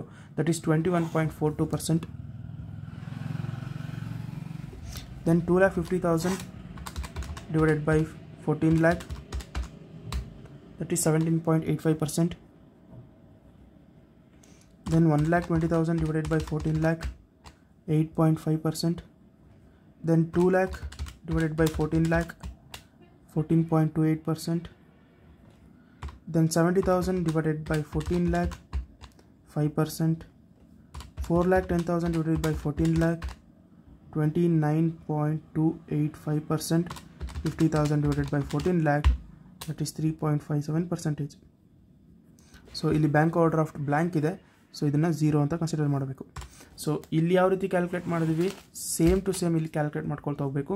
So 80,000 divided by 3 lakh, sorry 8 lakh, confuse ಆಗಬಾರ್ದು. 80,000 ಡಿವೈಡೆಡ್ ಬೈ 8 lakh ಮಾಡ್ಕೋಬೇಕು, that is 10%. Okay, then 3 lakh divided by 8 lakh, that is 37.5%. So 1 lakh divided by 8 lakh, 12.5%. Next 1,50,000 divided by 8 lakh, 18.75%. So 1 lakh same will calculate ಮಾಡ್ಕೊಡ್ತೀವಿ, 12.5. 70,000 divided by 8 lakh, 8.75%.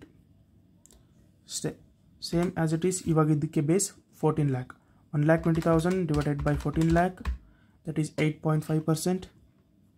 Then 6,25,000 divided by 14 lakh, that is 44.6%.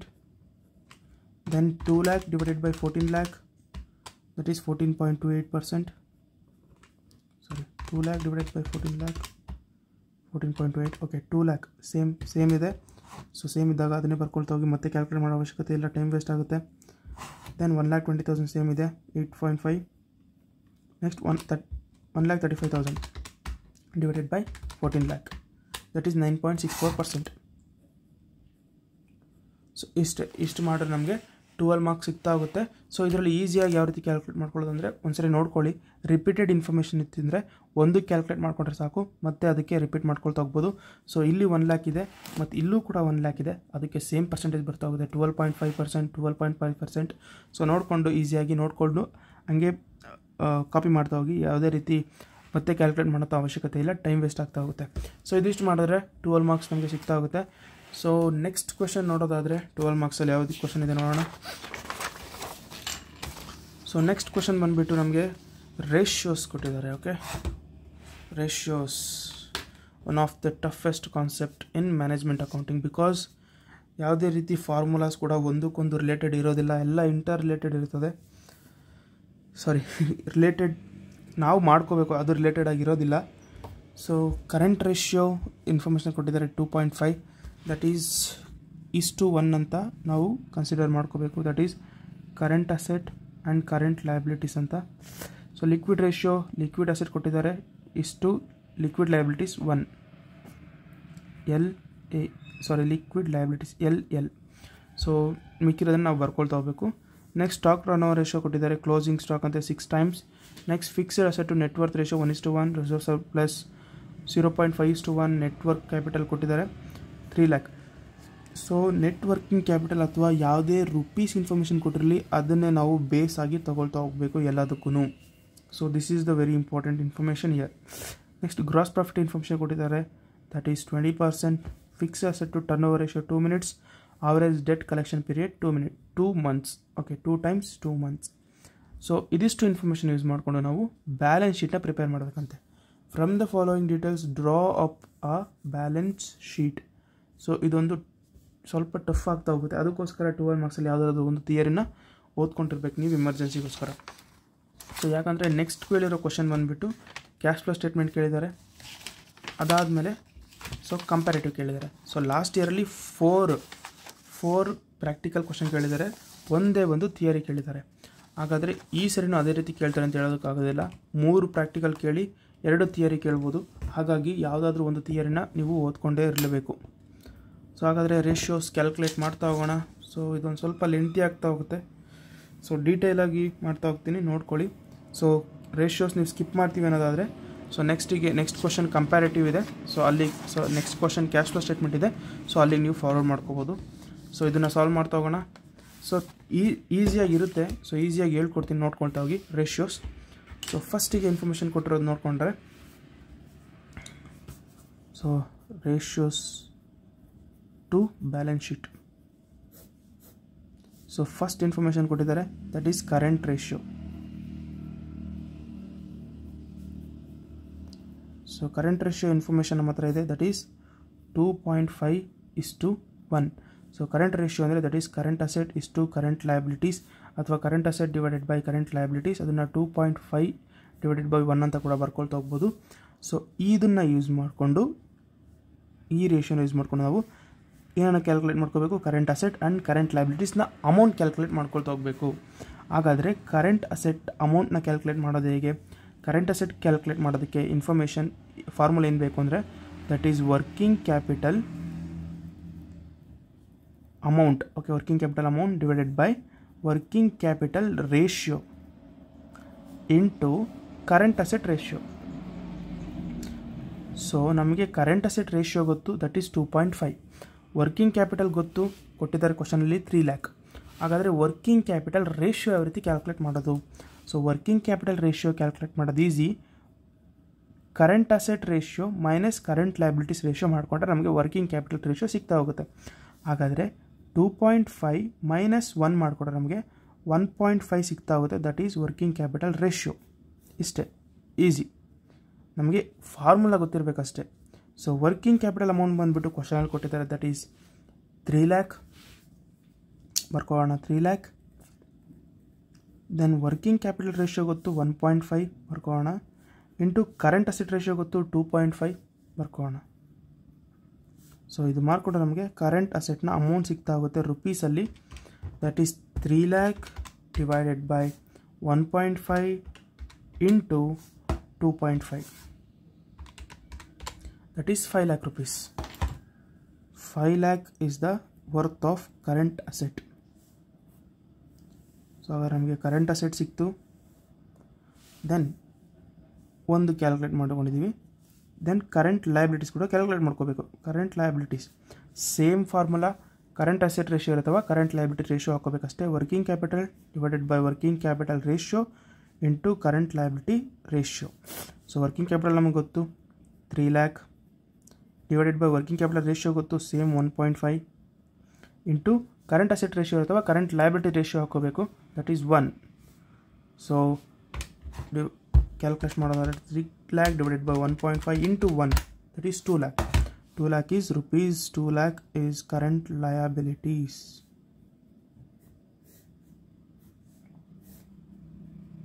Okay, so ನಮಗೆ ಕರೆಂಟ್ ರೇಷಿಯೋಯಿಂದ current asset ಮತ್ತು current liabilities calculate ಮಾಡ್ಕೊಂಡಿದ್ದೀವಿ with the help of working capital information. So ಇದಾದಮೇಲೆ next ಕೊಟ್ಟಿದ್ದಾರೆ liquid ratio 1.5 ಅಂತ. So liquid ಅಸೆಟ್ನ ಕ್ಯಾಲ್ಕುಲೇಟ್ ಮಾಡ್ಕೊಳ್ಳೋದಾದರೆ ಫಸ್ಟಿಗೆ ಕೊಟ್ಟಿರೋಂಥ ಇನ್ಫಾರ್ಮೇಷನ್ ಬರ್ಕೊಳ್ತಾ ಹೋಗೋಣ. Second one, that is liquid ratio. So liquid ratio ಕೊಟ್ಟಿದ್ದವರು 1.5:1 ಅಂತ ಬರ್ಕೊಳ್ಳೋಣ. 1.5:1. ಸೊ ಇದನ್ನು ನಾವು ಫಾರ್ಮುಲಾ ಕನ್ವರ್ಟ್ ಮಾಡ್ಕೋಬೇಕು. ಸೊ ಲಿಕ್ವಿಡ್ ರೇಷಿಯೋನ ಫಾರ್ಮುಲಾ ಬಂದುಬಿಟ್ಟು liquid asset divided by liquid liabilities ಅಂತ. ಹಾಗಾದರೆ ಇದನ್ನು 1.5 ಡಿವೈಡೆಡ್ ಬೈ 1 ಅಂತ ಕೂಡ ಬರ್ಕೊಳ್ತಾ ಹೋಗ್ಬೋದು. ಓಕೆನಾ. ಸೊ ನಮಗೆ ಲಿಕ್ವಿಡ್ ಅಸೆಟ್ನ ಇನ್ಫಾರ್ಮೇಷನ್ ಗೊತ್ತು. ಲಿಕ್ವಿಡ್ ಅಸೆಟ್ ಬಂದುಬಿಟ್ಟು 1.5. ಹಾಗಾದರೆ ಇದನ್ನು ಯೂಸ್ ಮಾಡಿಕೊಂಡು ನಾವು ಲಿಕ್ವಿಡ್ ಅಸೆಟ್ನ ಅಮೌಂಟ್ನ ಕ್ಯಾಲ್ಕುಲೇಟ್ ಮಾಡ್ಕೊಳ್ತಾ ಹೋಗಬೇಕು. ಓಕೆನಾ. So liquid ratio is equal to, liquid ratio ಗೊತ್ತು ನಮಗೆ 1.5. Liquid ratio is equal to liquid assets divided by current liabilities. So liquid ಲಯಬಿಲಿಟೀಸ್ನ ಕರೆಂಟ್ ಲಯಬಿಲಿಟೀಸ್ ಅಂತ ಕೂಡ ನಾವು ಟ್ರೀಟ್ ಮಾಡ್ಕೊಳ್ತಾ ಹೋಗ್ಬೋದು. ಯಾಕಂದರೆ ಇದರಲ್ಲಿ ಯಾವುದೇ ರೀತಿ ಬ್ಯಾಂಕ್ ಓವರ್ ಡ್ರಾಫ್ಟ್ನ ಇನ್ಫಾರ್ಮೇಷನ್ ಕೊಟ್ಟಿಲ್ಲ. ಬ್ಯಾಂಕ್ ಓವರ್ ಡ್ರಾಫ್ಟ್ ಕೊಟ್ಟಿದ್ದರೆ current liabilities minus bank over draft ಮಾಡಿಕೊಂಡ್ರೆ ನಮಗೆ ಕರೆಂಟ್ ಲಿಕ್ವಿಡ್ ಲಯಬಿಲಿಟಿ ಸಿಗ್ತಾ ಹೋಗುತ್ತೆ. ಆದರೆ ಕರೆಂಟ್ ಅಸೆಟ್ಗೆ ಇದರಲ್ಲಿ ನಮಗೆ ಕ್ಯಾಶ್ನ ಕ್ಯಾಲ್ಕುಲೇಟ್ ಮಾಡ್ಕೋಬೇಕು ನಾವು. ಕರೆಂಟ್ ಅಸೆಟಲ್ಲಿ ಕ್ಯಾಶು, ಸ್ಟಾಕ್ ಇನ್ಫಾರ್ಮೇಷನ್ ಕೊಟ್ಟಿದ್ದಾರೆ, ಸ್ಟಾಕ್ ಇವನ್ನೆಲ್ಲ ಲೆಸ್ ಮಾಡ್ಕೊಂಡು ನಮಗೆ ಲಿಕ್ವಿಡ್ ಅಸೆಟ್ ಸಿಗ್ತಾ ಹೋಗುತ್ತೆ. ಹಾಗೆ ಇದರಲ್ಲಿ ಸ್ಟಾಕ್ನ ಲೆಸ್ ಮಾಡೋದಕ್ಕೆ ನಮಗಿನ್ನ ಸ್ಟಾಕ್ನ ಅಮೌಂಟ್ ಸಿಕ್ಕಿಲ್ಲ. ಹಾಗಾದರೆ ಸ್ಟಾಕ್ನ ಅಮೌಂಟ್ ಕ್ಯಾಲ್ಕುಲೇಟ್ ಮಾಡೋದಾಗ ಇದನ್ನು ಕಂಪೇರ್ ಮಾಡ್ಕೋಬೋದು. ಇವಾಗ ಲಿಕ್ವಿಡ್ ಅಸೆಟ್ನ ಕ್ಯಾಲ್ಕುಲೇಟ್ ಮಾಡ್ಕೊಳ್ತಾ ಹೋಗೋಣ. ಲಿಕ್ವಿಡ್ ಲಯಬಿಲಿಟೀಸ್ನ ಕರೆಂಟ್ ಲಯಬಿಲಿಟೀಸ್ ಅಂತ ಟ್ರೀಟ್ ಮಾಡ್ಕೋಬೋದು. ಇದೇ ಅಮೌಂಟ್ನ ಹಾಕೋಣ 2 lakh. ಸೊ ಲಿಕ್ವಿಡ್ ರೇಷಿಯೋ ಗೊತ್ತು, that is 1.5 is equal to liquid asset ಆಗಿ ಬರ್ಕೊಳ್ಳೋಣ ಡಿವೈಡೆಡ್ ಬೈ 2 lakh. ಸೊ ಈಗ ಕ್ರಾಸ್ ಮಲ್ಟಿಪ್ಲೈ ಮಾಡಿದ್ರೆ ನಮಗೆ ಲಿಕ್ವಿಡ್ ಅಸೆಟ್ನ ಅಮೌಂಟ್ ಸಿಗ್ತಾ ಹೋಗುತ್ತೆ. ಸೊ ಲಿಕ್ವಿಡ್ ಅಸೆಟ್ನ ಲೆಫ್ಟಿಗೆ ತೊಗೊಳ್ಳೋಣ, ಇವೆರಡನ್ನು ಕ್ರಾಸ್ ಮಲ್ಟಿಪ್ಲೈ ಮಾಡೋಣ. 2 lakh ಇಂಟು 1.5 ಮಾಡಿದ್ರೆ ನಮಗೆ ₹3 lakh ಸಿಗ್ತಾ ಹೋಗುತ್ತೆ. That is liquid asset. ಹಾಗಾದ್ರೆ ನಮಗೆ ಲಿಕ್ವಿಡ್ ಅಸೆಟ್ನ ಅಮೌಂಟ್ ಗೊತ್ತಾಯಿತು. 2 lakh into 1.5 that is 3 lakh. So 3 lakh rupees it is the liquid asset. ಓಕೆನಾ. ಸೊ ಇದಾದಮೇಲೆ ನಮಗೆ ಸ್ಟಾಕ್ ಟರ್ನ್ ಓವರ್ ರೇಷಿಯೋ ಕೊಟ್ಟಿದ್ದಾರೆ. ಸೊ ಇವಾಗ ನಾವು ಸ್ಟಾಕ್ ಕಂಡುಹಿಡಿತೀವಿ.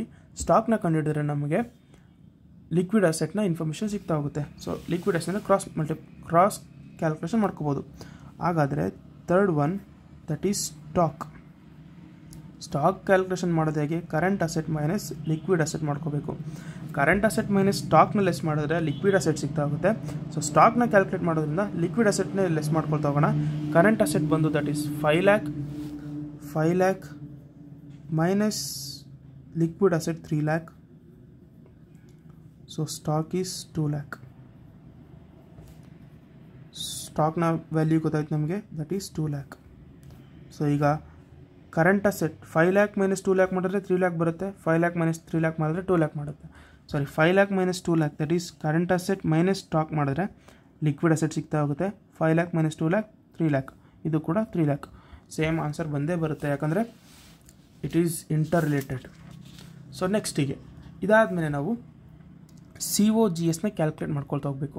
COGSನ ಏನಕ್ಕೆ ಕ್ಯಾಲ್ಕುಲೇಟ್ ಮಾಡ್ಕೋಬೇಕು ಅಂದರೆ ನೆಕ್ಸ್ಟ್ ಇರೋವಂಥ information that is fixed asset to net worth. Fixed asset to net worth ಇರೋದ್ರಿಂದ ಇದಕ್ಕೆ ನಮಗೆ ಕಾಸ್ಟ್ ಆಫ್ ಗೂಡ್ಸ್ ಸೋಲ್ಡ್ ಬೇಕೇ ಬೇಕು. ಓಕೆನಾ. ಫಸ್ಟಿಗೆ ಸ್ಟಾಕ್ ಟರ್ನ್ ಓವರ್ ರೇಷಿಯೋದಲ್ಲಿ ಕ್ಲೋಸಿಂಗ್ ಸ್ಟಾಕ್ನ ಕ್ಯಾಲ್ಕುಲೇಟ್ ಮಾಡ್ಕೊಳ್ಳೋಣ. ಕಾಸ್ಟ್ ಆಫ್ ಗೂಡ್ಸ್ ಸೋಲ್ಡ್ನ ಕ್ಯಾಲ್ಕುಲೇಟ್ ಮಾಡ್ಕೊಳ್ತಾ ಹೋಗೋಣ. ಸ್ಟಾಕ್ ಟರ್ನ್ ಓವರ್ ರೇಷಿಯೋನ ಯೂಸ್ ಮಾಡಿಕೊಂಡು ಕಾಸ್ಟ್ ಆಫ್ ಗೂಡ್ಸ್ ಸೋಲ್ಡ್ನ ಯಾವ ರೀತಿ ಕ್ಯಾಲ್ಕುಲೇಟ್ ಮಾಡೋದು ನೋಡ್ತಾ ಹೋಗೋಣ. Okay. Stock turn over ratio that is 6 times ಕೊಟ್ಟಿದ್ದಾರೆ. ಸ್ಟಾಕ್ ಟರ್ನ್ ಓವರ್ ರೇಷಿಯೋಗೆ ಫಾರ್ಮುಲಾ ಬಂದ್ಬಿಟ್ಟು that is cost of goods sold divided by stock.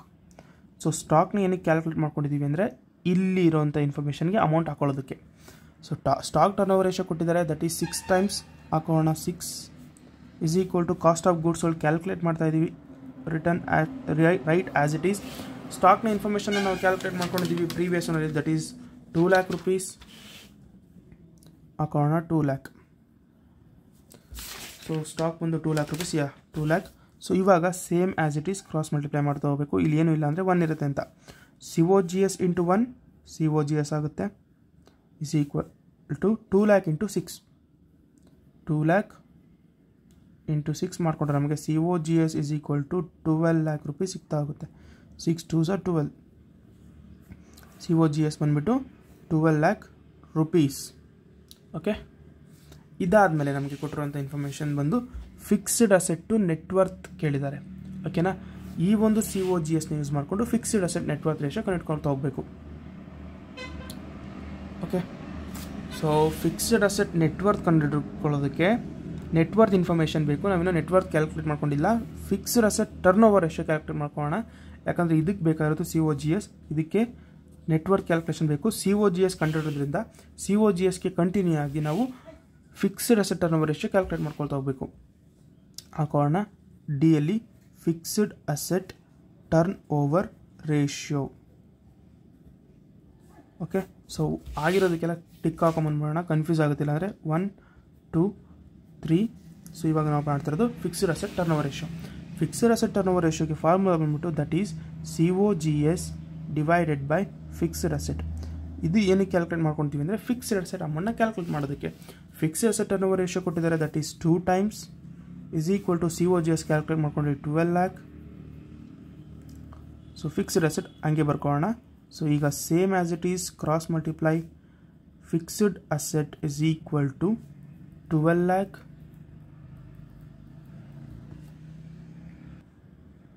So that is cross multiply ಮಾಡ್ಕೋಬೇಕು. 12 lakh ಇಂಟು 1 12 lakh ಬರುತ್ತೆ. FA into 2 that is 2FA ಆಗುತ್ತೆ. ಓಕೆನಾ, 2FA ಇದ್ದಾಗ so FA is equal to 2 ಬಂದುಬಿಟ್ಟು denominator ಆಗ್ತಾ ಹೋಗುತ್ತೆ, 12 lakh ಡಿವೈಡೆಡ್ ಬೈ 2 ಆಗ್ತಾ ಹೋಗುತ್ತೆ. ಸೊ ಇಲ್ಲಿ ನಂಬರ್ ಇದ್ದಾಗ ಮಲ್ಟಿಪ್ಲೈ ಮಾಡ್ಕೋಬೇಕು. COGSಗೂ ನಂಬರ್ ಇದೆ, 1 ಇದೆ, 1 ಇದ್ದಾಗ ಏನೂ ಹಾಕೊಳ್ಳೋ ಅವಶ್ಯಕತೆ ಇಲ್ಲ. ಅದೇ ಇಲ್ಲಿ FAಗೆ 2 ಬಂದಾಗ 2FA ಹಾಕೋಬೇಕು. 2FA ಇದು ಮಲ್ಟಿಪ್ಲೈ ಸಿಂಬಲ್ ಈ ಕಡೆ ಬಂದರೆ ಅದು ಡಿವೈಡ್ ಆಗ್ತಾ ಹೋಗುತ್ತೆ. ಸೊ ಅದು ಬೇಸಿಕ್ ಮ್ಯಾಥಮೆಟಿಕ್ಸ್ ವೆರಿ ಇಂಪಾರ್ಟೆಂಟ್ ಆಗುತ್ತೆ. FA is equal to 2 1s that is 2 6s 6 lakh rupees. 6 lakh is fixed asset amount.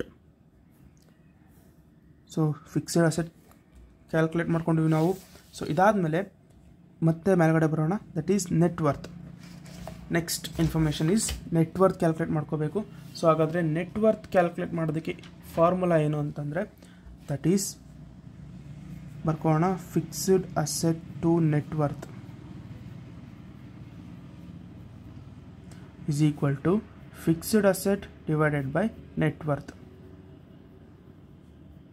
So ಇಲ್ಲಿ ಫಿಕ್ಸ್ಡ್ ಅಸೆಟ್ನ ಏನಕ್ಕೆ ನಾನು ಫಸ್ಟ್ ಕ್ಯಾಲ್ಕುಲೇಟ್ ಮಾಡ್ಕೊಂಡೆ ಅಂದರೆ ಇದನ್ನು ಕ್ಯಾಲ್ಕುಲೇಟ್ ಮಾಡೋದಕ್ಕೋಸ್ಕರ. ಹಾಗಾದರೆ ಫಿಕ್ಸ್ಡ್ ಅಸೆಟ್ ನೆಟ್ವರ್ತ್ ನಮಗೆ ಇನ್ಫಾರ್ಮೇಷನ್ ಕೊಟ್ಟಿದ್ದಾರೆ 1:1 ದಟ್ ಈಸ್ 1 ಅಂತ is equal to fixed asset calculate ಮಾಡ್ಕೊಂಡೆ ನಾನು, that is 6 lakh rupees, 6 lakh divided by net worth.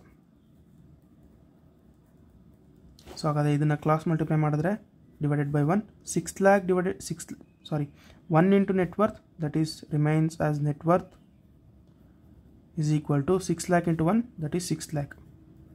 ಹಾಗಾದರೆ ನಮಗೆ ನೆಟ್ ವರ್ತ್ನ ಇನ್ಫಾರ್ಮೇಷನ್ ಕೂಡ ಸಿಕ್ತು, ದಟ್ ಈಸ್ 6 lakh.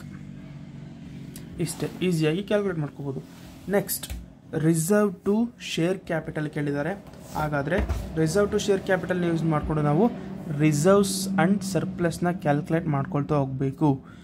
ರಿಸರ್ವ್ಸ್ ಕೊಟ್ಟಿದ್ದಾರೆ 0.5, ಈ 1 ಬಂದುಬಿಟ್ಟು ಸರ್ಪ್ಲಸ್, ದಟ್ ಈಸ್ ಅಂಡರ್ಸ್ಟುಡ್, ನಾವು ಅರ್ಥ ಮಾಡ್ಕೋಬೇಕು ಅದನ್ನು, ಅದು ಕೊಟ್ಟಿಲ್ಲ ಅಂದರೆ.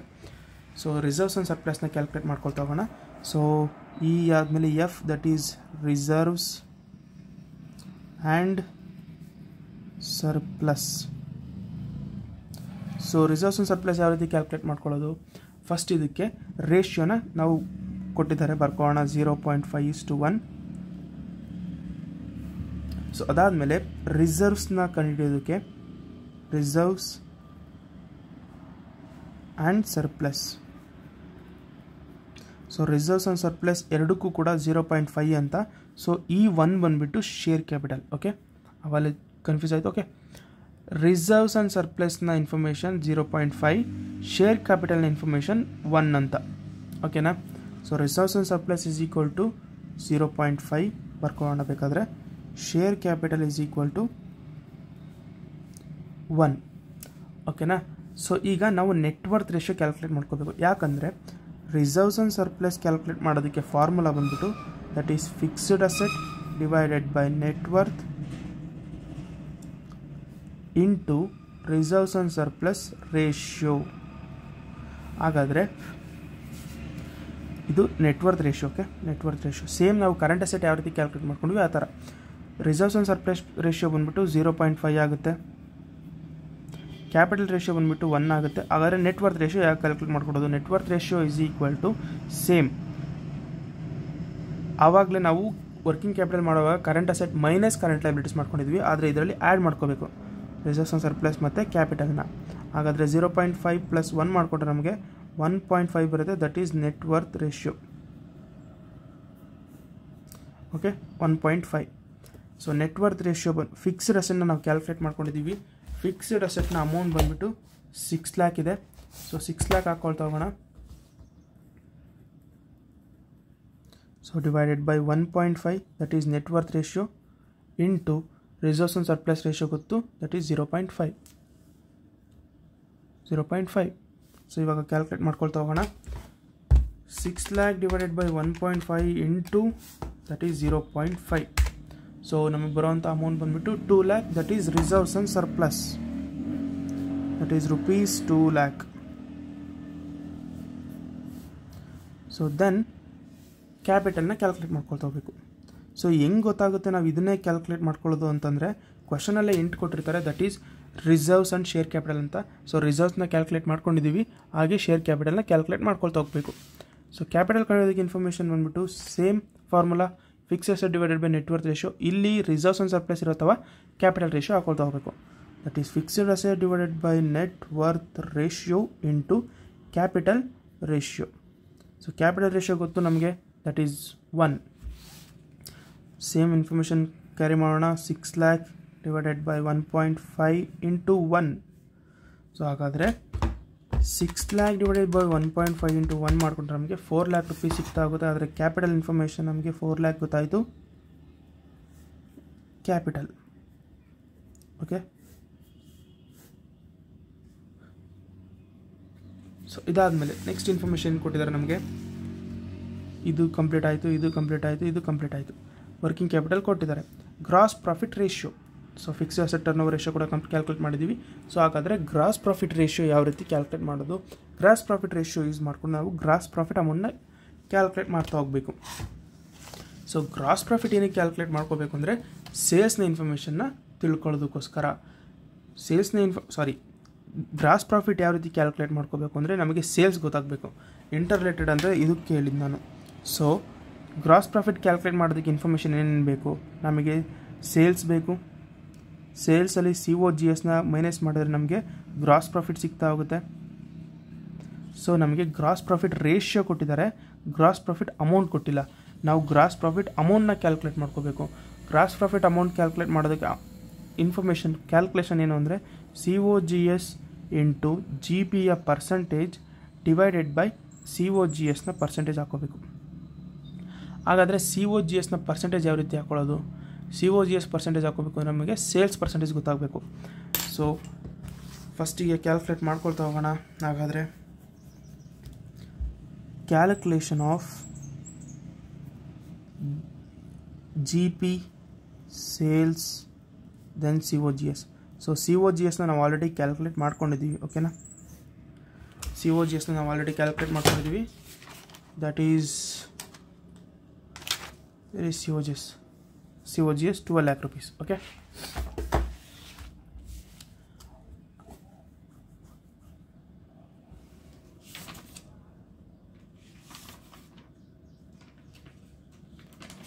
ಸೊ ಹಾಗಾದರೆ ನಮಗೆ ಸೇಲ್ಸ್ ಕಂಡುಹಿಡಿಯೋ ಅವಶ್ಯಕತೆ ಏನಿಲ್ಲ, ಯಾಕಂದರೆ COGS ಆಲ್ರೆಡಿ ಇದೆ. ಯಾಕಂದರೆ COGS ಇದ್ದರೆ ಪರ್ಸೆಂಟೇಜ್ ಮೂಲಕ ನಾವು ಕ್ಯಾಲ್ಕುಲೇಟ್ ಮಾಡ್ಕೊಳ್ತಾ ಹೋಗ್ಬೋದು. So consider that GP is 20%. ಯಾಕಂದರೆ ಕ್ವಶನಲ್ಲಿ ಹೇಳಿದ್ದಾರೆ GP ಈಸ್ 20%. ಓಕೆ, ಹಾಗಾದರೆ ಸೇಲ್ಸ್ ಬಂದುಬಿಟ್ಟು 100 ಇರುತ್ತೆ, 100%. ಸೊ 100ಅಲ್ಲಿ 20 ಹೋದರೆ ಮಿಕ್ಕಿರೋಂಥ 80% ಬಂದುಬಿಟ್ಟು COGS ಆಗುತ್ತೆ. ಓಕೆ, ಯಾಕಂದರೆ ಸೇಲ್ಸ್ ಮೈನಸ್ COGS ಮಾಡಿದ್ರೆ ನಮಗೆ ಗ್ರಾಸ್ ಪ್ರಾಫಿಟ್ ಸಿಗ್ತಾ ಹೋಗುತ್ತೆ. 100 ಮೈನಸ್ 80 ಮಾಡಿದ್ರೆ ನಮಗೆ 20% ಸಿಗ್ತಾ ಹೋಗುತ್ತೆ. ಹಾಗಾದರೆ ನಮಗೆ COGS ಪರ್ಸೆಂಟೇಜ್ ಗೊತ್ತಾಯಿತು. ಹಾಗಾದರೆ ಸಬ್ಸ್ಟಿಟ್ಯೂಟ್ ಮಾಡ್ತಾ ಹೋಗೋಣ. GP is equal to COGS amount. Okay, ಇದು amount into GP percentage. Okay, GP percentage divided by COGS percentage. ಹಾಗಾದರೆ COGS ಅಮೌಂಟ್ ಬಂದುಬಿಟ್ಟು 12 lakh rupees ಇದೆ, ಇಂಟು GP ಪರ್ಸೆಂಟೇಜ್ ಬಂದು 20% ಇದೆ, 80% COGS ಇದೆ ಹಾಕೋಣ. ಹಾಗಾದರೆ 12 lakh divided by into 20 divided by 80 ಮಾಡಿಕೊಂಡ್ರೆ ನಮಗೆ ಗ್ರಾಸ್ ಪ್ರಾಫಿಟ್ ಸಿಗ್ತಾ ಹೋಗುತ್ತೆ. ಓಕೆನಾ, rupees 3 lakh is gross profit G P. Okay, so G P ಕಂಡಿಡಿದ ಮೇಲೆ ಸೇಲ್ಸ್ ಕಂಡಿಡೋದು ಈಸಿ. ಹೇಗೆ ಅಂದರೆ COGS ಅಮೌಂಟ್ ಗೊತ್ತು ನಮಗೆ 12 lakh. Sales is equal to COGS plus gross profit. So gross profit ಕಂಡುಹಿಡಿಯಬೇಕು ಅಂದರೆ ಸೇಲ್ಸ್ ಮೈನಸ್ COGS ಮಾಡ್ತೀವಿ. ಸೇಲ್ಸ್ನೇ ಕಂಡುಹಿಡಿಯಬೇಕು ಅಂದರೆ COGS ಮತ್ತು ಗ್ರಾಸ್ ಪ್ರಾಫಿಟ್ನ ಆ್ಯಡ್ ಮಾಡಬೇಕು. COGS ಬಂದು 12 lakh ಪ್ಲಸ್ ಗ್ರಾಸ್ ಪ್ರಾಫಿಟ್ ಬಂದರು 3 lakh. ಸೊ 12 + 3 ಮಾಡಿದ್ರೆ ನಮಗೆ 15 lakh ಸಿಗ್ತಾ ಹೋಗುತ್ತೆ. 15 lakh ಈಸ್ ಸೇಲ್ಸ್. ಸೊ ಇಷ್ಟೇ, ಇದು ಸೇಲ್ಸ್ನ ಇನ್ಫಾರ್ಮೇಷನ್, ಸೇಲ್ಸ್ನ ಕಂಡುಹಿಡಿಯೋದಕ್ಕೆ ಬೇಕಾಗಿರೋಂಥ ಇನ್ಫಾರ್ಮೇಷನ್. ಸೊ ಹಾಗಿದ್ರೆ ನೆಕ್ಸ್ಟ್ ಬಂದುಬಿಟ್ಟು, ಸೊ ನಾವು ಗ್ರಾಸ್ ಪ್ರಾಫಿಟ್ ಕಂಡುಹಿಡ್ಕೊಂಡಿದ್ದೀವಿ, ಅಸೆಟ್ ಟರ್ನ್ ಓವರ್ ರೇಷಿಯೋ ಕಂಡುಹಿಡ್ಕೊಂಡಿದ್ದೀವಿ, ಆವರೇಜ್ ಡೆಟ್ ಕಲೆಕ್ಷನ್ ಪೀರಿಯಡ್ ಕೇಳಿದ್ದಾರೆ. ಸೊ ಈ ಆವರೇಜ್ ಡೆಟ್ ಕಲೆಕ್ಷನ್ ಪೀರಿಯಡ್ನ ನಾವು ಏನಕ್ಕೆ ಕ್ಯಾಲ್ಕುಲೇಟ್ ಮಾಡ್ಕೊಳ್ತೀವಿ ಅಂದರೆ, ಒಂದು ಡೆಟಾರ್ ಟರ್ನ್ ಓವರ್ ರೇಷಿಯೋ ಕಂಡುಹಿಡಿಯೋದಕ್ಕೆ. ಡೆಟಾರ್ ಟರ್ನ್ ಓವರ್ ರೇಷಿಯೋ ಏನಕ್ಕೆ ಕ್ಯಾಲ್ಕುಲೇಟ್ ಮಾಡ್ಕೊಳ್ತೀವಿ ಅಂದರೆ ಡೆಟಾರ್ಸ್ನ ಅಮೌಂಟನ್ನ ಕ್ಯಾಲ್ಕುಲೇಟ್ ಮಾಡ್ಕೊಳ್ಳೋದಕ್ಕೆ. ಓಕೆ, ಸೊ ಹಾಗಾದರೆ ಡೆಟಾರ್ಸ್ ಅಮೌಂಟ್ನ ಕ್ಯಾಲ್ಕುಲೇಟ್ ಮಾಡ್ಕೊಳ್ತಾ ಹೋಗೋಣ. ಇಲ್ಲಿ ನಾವು ಕ್ಯಾಲ್ಕುಲೇಷನ್ ಆಫ್ ಫಸ್ಟಿಗೆ ನಾವು ಡೆಟಾರ್ಸ್ ಟರ್ನ್ ಓವರ್ ರೇಷಿಯೋನ ಕ್ಯಾಲ್ಕುಲೇಟ್ ಮಾಡ್ಕೋಬೇಕು. ಏನಕ್ಕೆ ಅಂದರೆ, ಸೊ ಡೆಟಾರ್ಸ್ನ ಅಮೌಂಟ್ನ ಫೈಂಡ್ ಔಟ್ ಮಾಡೋದಕ್ಕೆ. ಓಕೆನಾ, ಸೊ ಹಾಗಾದರೆ ನಮಗೆ ಡೆಟ್ ಕಲೆಕ್ಷನ್ ಪೀರಿಯಡ್ ಕೊಟ್ಟಿದ್ದಾರೆ. Debt collection period, so that is 2 months. Okay, ಹಾಕೋಣ 2 months. ಸೊ ಫಾರ್ಮುಲಾ ಬಂದುಬಿಟ್ಟು 12 months divided by debtors turn over ratio. So ಈ ಒಂದು 12 months ಏನಿದೆ ಇದು ಡಿಫಾಲ್ಟ್ ಹಂಗೆ ಇರುತ್ತೆ, 12 months ಚೇಂಜ್ ಆಗೋದಿಲ್ಲ. ಹಾಗಾದರೆ ಡಿವೈಡೆಡ್ ಬೈ ಸೇಮ್ ಹಾಕೋಣ, 12 months divided by debtors turn over ratio. So ಈ ಒಂದು 2 ಬಂದು ಕ್ವಶನಲ್ಲಿರುವಂಥದ್ದು. ಸೊ ಇವಾಗ ಕ್ರಾಸ್ ಮಲ್ಟಿಪ್ಲೈ ಮಾಡೋಣ. 2 debtor turn over ratio is equal to 12 into 1, that is 12. Then debtor turn over ratio is equal to 12, ಇದು ಕೆಳಗಡೆ ಬರುತ್ತೆ, ಡಿವೈಡೆಡ್ ಬೈ 2. ಹಾಗಾದರೆ ಡೆಟಾರ್ಸ್ ಟರ್ನ್ ಓವರ್ ರೇಷಿಯೋ ಬಂದುಬಿಟ್ಟು 6 ಆಗುತ್ತೆ. ಓಕೆನಾ, 6, ದಟ್ ಈಸ್ 6 times. ಇದು debtor turn over ratio. So ಈ debtor turn over ರೇಷಿಯೋನ ಇಟ್ಕೊಂಡು ಡೆಟಾರ್ಸ್ ಅಮೌಂಟನ್ನ ಕ್ಯಾಲ್ಕುಲೇಟ್ ಮಾಡಬೇಕು ನಾವು. ಸೊ ಹಾಗಾದರೆ ಡೆಟಾರ್ಸ್ ಅಮೌಂಟ್ನ ಕ್ಯಾಲ್ಕುಲೇಟ್ ಮಾಡ್ಕೊಳ್ತಾ ಹೋಗೋಣ. Debtors turn over ratio is equal to net sales divided by debtors. So ಇವಾಗ ನಾವು ಡೆಟಾರ್ಸನ್ನು ಕ್ಯಾಲ್ಕುಲೇಟ್ ಮಾಡ್ಕೋಬೇಕು. ನಮಗೆ ಡೆಟಾರ್ ಟರ್ನ್ ಓವರ್ ರೇಷಿಯೋ ಗೊತ್ತು 6 times, ನೆಟ್ ಸೇಲ್ಸ್ ಗೊತ್ತು, ಹಿಂದೆ ಕ್ಯಾಲ್ಕುಲೇಟ್ ಮಾಡ್ಕೊಂಡ್ವಿ, ದಟ್ ಈಸ್ 15 lakh. ಸೊ ಇಲ್ಲಿ ಕ್ಯಾಲ್ಕುಲೇಟ್ ಮಾಡ್ಕೊಂಡಿದ್ದೀವಿ, that is sales is equal to 15 lakh. So sales 15 lakh ಇದೆ. ಡೆಟಾರ್ಸ್ ಅಮೌಂಟ್ ಕ್ಯಾಲ್ಕುಲೇಟ್ ಮಾಡ್ಕೋಬೇಕು ಕ್ರಾಸ್ ಮಲ್ಟಿಪ್ಲೈ ಮಾಡಿಕೊಂಡು. ಟರ್ನ್ ಓವರ್ ರೇಷಿಯೋ ಬಂದುಬಿಟ್ಟು 6 times ಇದೆ, ನೆಟ್ ಸೇಲ್ಸ್ 15 lakh ಇದೆ. ಸೊ ಡೆಟಾರ್ಸ್ನ ನಾವು ಕ್ಯಾಲ್ಕುಲೇಟ್ ಮಾಡ್ಕೋಬೇಕು. ಸೊ ಕ್ರಾಸ್ ಮಲ್ಟಿಪ್ಲೈ ಮಾಡಿದ್ರೆ ನಮಗೆ 6 debtors is equal to 15 lakh ಬರುತ್ತೆ. So debtors is equal to 15 lakh divided by 6 ಬಂದರೆ ಸೊ ನಮಗೆ ಡೆಟಾರ್ಸ್ನ ಅಮೌಂಟ್ ಸಿಗ್ತಾ ಹೋಗುತ್ತೆ. That is rupees 15 lakh divided by 6, that is 2,50,000 rupees. 2,50,000 ಇದು ಡೆಟಾರ್ಸ್ನ ಅಮೌಂಟ್. ಓಕೆನಾ, ಸೊ ಡೆಟಾರ್ಸ್ ಅಮೌಂಟಲ್ಲಿ ಲಿಕ್ವಿಡ್ ಅಸೆಟ್ ಕೂಡ ಆ್ಯಡ್ ಆಗಿರುತ್ತೆ. ಫಸ್ಟಿಗೆ ನಾವು ಲಿಕ್ವಿಡ್ ಅಸೆಟ್ ಏನು ಕ್ಯಾಲ್ಕುಲೇಟ್ ಮಾಡ್ಕೊಂಡಿದ್ದೀವಿ ಇಲ್ಲಿ. ಸೊ ಲಿಕ್ವಿಡ್ ಅಸೆಟ್ ಬಂದುಬಿಟ್ಟು 3 lakh ಇದೆ ಅಲ್ಲ. ಓಕೆ, ಈ 3 lakhಲ್ಲಿ ಡೆಟಾರ್ಸ್ 2,50,000 ಆಗುತ್ತೆ. ಸೊ ನಾವು ಇವಾಗ ಕ್ಯಾಲ್ಕುಲೇಟ್ ಮಾಡ್ಕೊಂಡಿದ್ದೀವಿ ಡೆಟಾರ್ಸ್ 2,50,000. ಸೊ ಈ 3 lakhಲ್ಲಿ ಈ 2,50,000 ಮೈನಸ್ ಮಾಡ್ಕೊಂಡು ಇನ್ನು ಮಿಕ್ಕಿರೋಂಥ 50,000 ಏನಿರುತ್ತೆ, ಈ 50,000 ಕ್ಯಾಶ್ ಆಗುತ್ತೆ. ಓಕೆನಾ, ಇದಕ್ಕೋಸ್ಕರ ನಾವು ಲಿಕ್ವಿಡ್ ಅಸೆಟ್ನ ಕ್ಯಾಲ್ಕುಲೇಟ್ ಮಾಡ್ಕೊಂಡಿದ್ದು. ಕರೆಂಟ್ ಲಯಬಿಲಿಟೀಸ್ನ ಲಿಕ್ವಿಡ್ ಲಯಬಿಲಿಟೀಸ್ ಅಂತ ಹಾಗೆ ಹಾಕೊಂಡಿದ್ದು. ಕರೆಂಟ್ ಲಿಕ್ವಿಡ್ ಲಯಬಿಲಿಟೀಸಲ್ಲಿ ಡೆಟಾರ್ಸ್ ಮತ್ತು ಕ್ಯಾಶ್ ಇನ್ಕ್ಲೂಡ್ ಆಗಿರುತ್ತೆ. ಸೊ ಈಗ ನಾವು ಕ್ಯಾಲ್ಕುಲೇಟ್ ಮಾಡ್ಕೊಂಡಿರೋದು ಡೆಟಾರ್ಸ್ 2,50,000 ಲಿಕ್ವಿಡ್ ಅಸೆಟ್ನ ಟೋಟಲ್ ಅಮೌಂಟ್ ಬಂದು 3 lakh ಇರೋದ್ರಿಂದ ಮಿಕ್ಕಿರೋಂಥ 50,000 ಬಂದು ಕ್ಯಾಶ್ ಆಗಿ ಕನ್ಸಿಡರ್ ಮಾಡ್ಕೋಬೇಕು. ಸೊ ಇವಾಗ ನಾವು ಕ್ವಶನಲ್ಲಿರೋಂಥ ಅಷ್ಟು ಇನ್ಫಾರ್ಮೇಷನ್ನ ಕ್ಯಾಲ್ಕುಲೇಟ್ ಮಾಡ್ಕೊಂಡಿದ್ದೀವಿ. ಸೊ ಇವಾಗ ಇಲ್ಲಿರೋಂಥ ಅಷ್ಟು ಇನ್ಫಾರ್ಮೇಷನ್ ಯೂಸ್ ಮಾಡಿಕೊಂಡು ಬ್ಯಾಲೆನ್ಸ್ ಶೀಟ್ ಪ್ರಿಪೇರ್ ಮಾಡಬೇಕು. ಸೊ ನಾವು ಇಲ್ಲಿವರೆಗೂ ಮಾಡಿರೋದು ಕೇವಲ ಅರ್ಧ ಕೆಲಸ ಅಷ್ಟೇ, ಇನ್ನೂ ಅರ್ಧ ಕೆಲಸ ಇದೆ. ದ್ಯಾಟ್ ಈಸ್ ಬ್ಯಾಲೆನ್ಸ್ ಶೀಟ್ನ ಪ್ರಿಪೇರ್ ಮಾಡಬೇಕು. ಸೊ ಹಾಗಾದರೆ ಬ್ಯಾಲೆನ್ಸ್ ಶೀಟ್ ಫಾರ್ಮ್ಯಾಟ್ ಹಾಕೋಣ. 1 ಕಾಲಮ್ ಆ್ಯಂಡ್ 2nd ಕಾಲಮ್ ಇನ್ನೊಂದು ಸ್ವಲ್ಪ ಹಾಕೋಣ.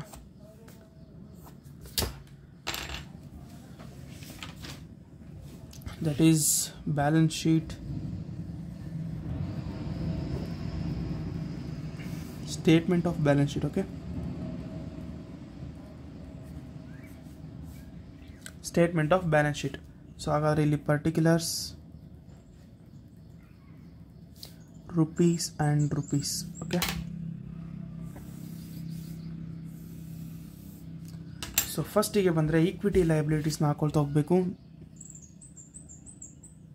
Equity and liabilities. ಸೊ ಇದರಲ್ಲಿ ಫಸ್ಟಿಗೆ share holders fund,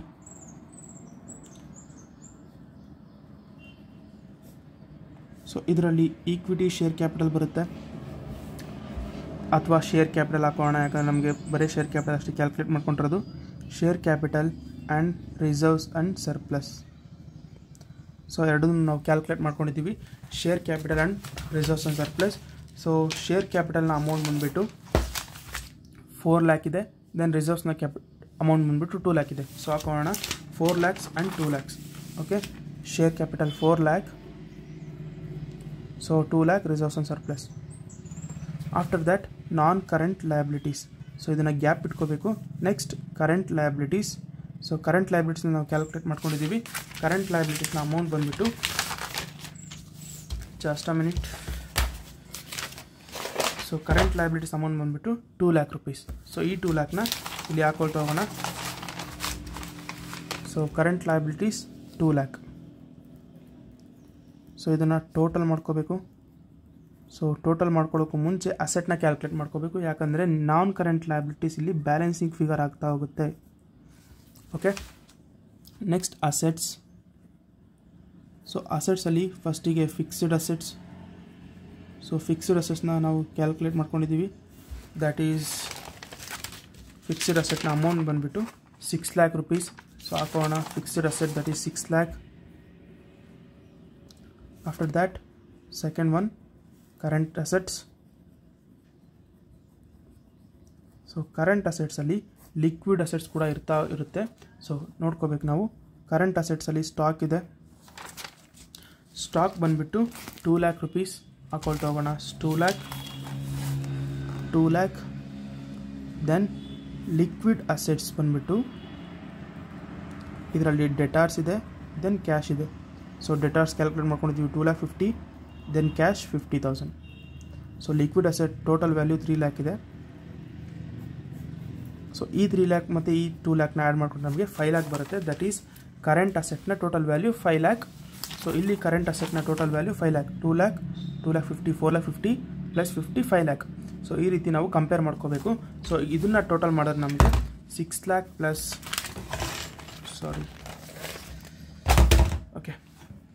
6 lakh plus 2 lakh plus 2,50,000 plus 50,000. So ನಮಗೆ 11 lakh ಬರ್ತಾ ಹೋಗುತ್ತೆ total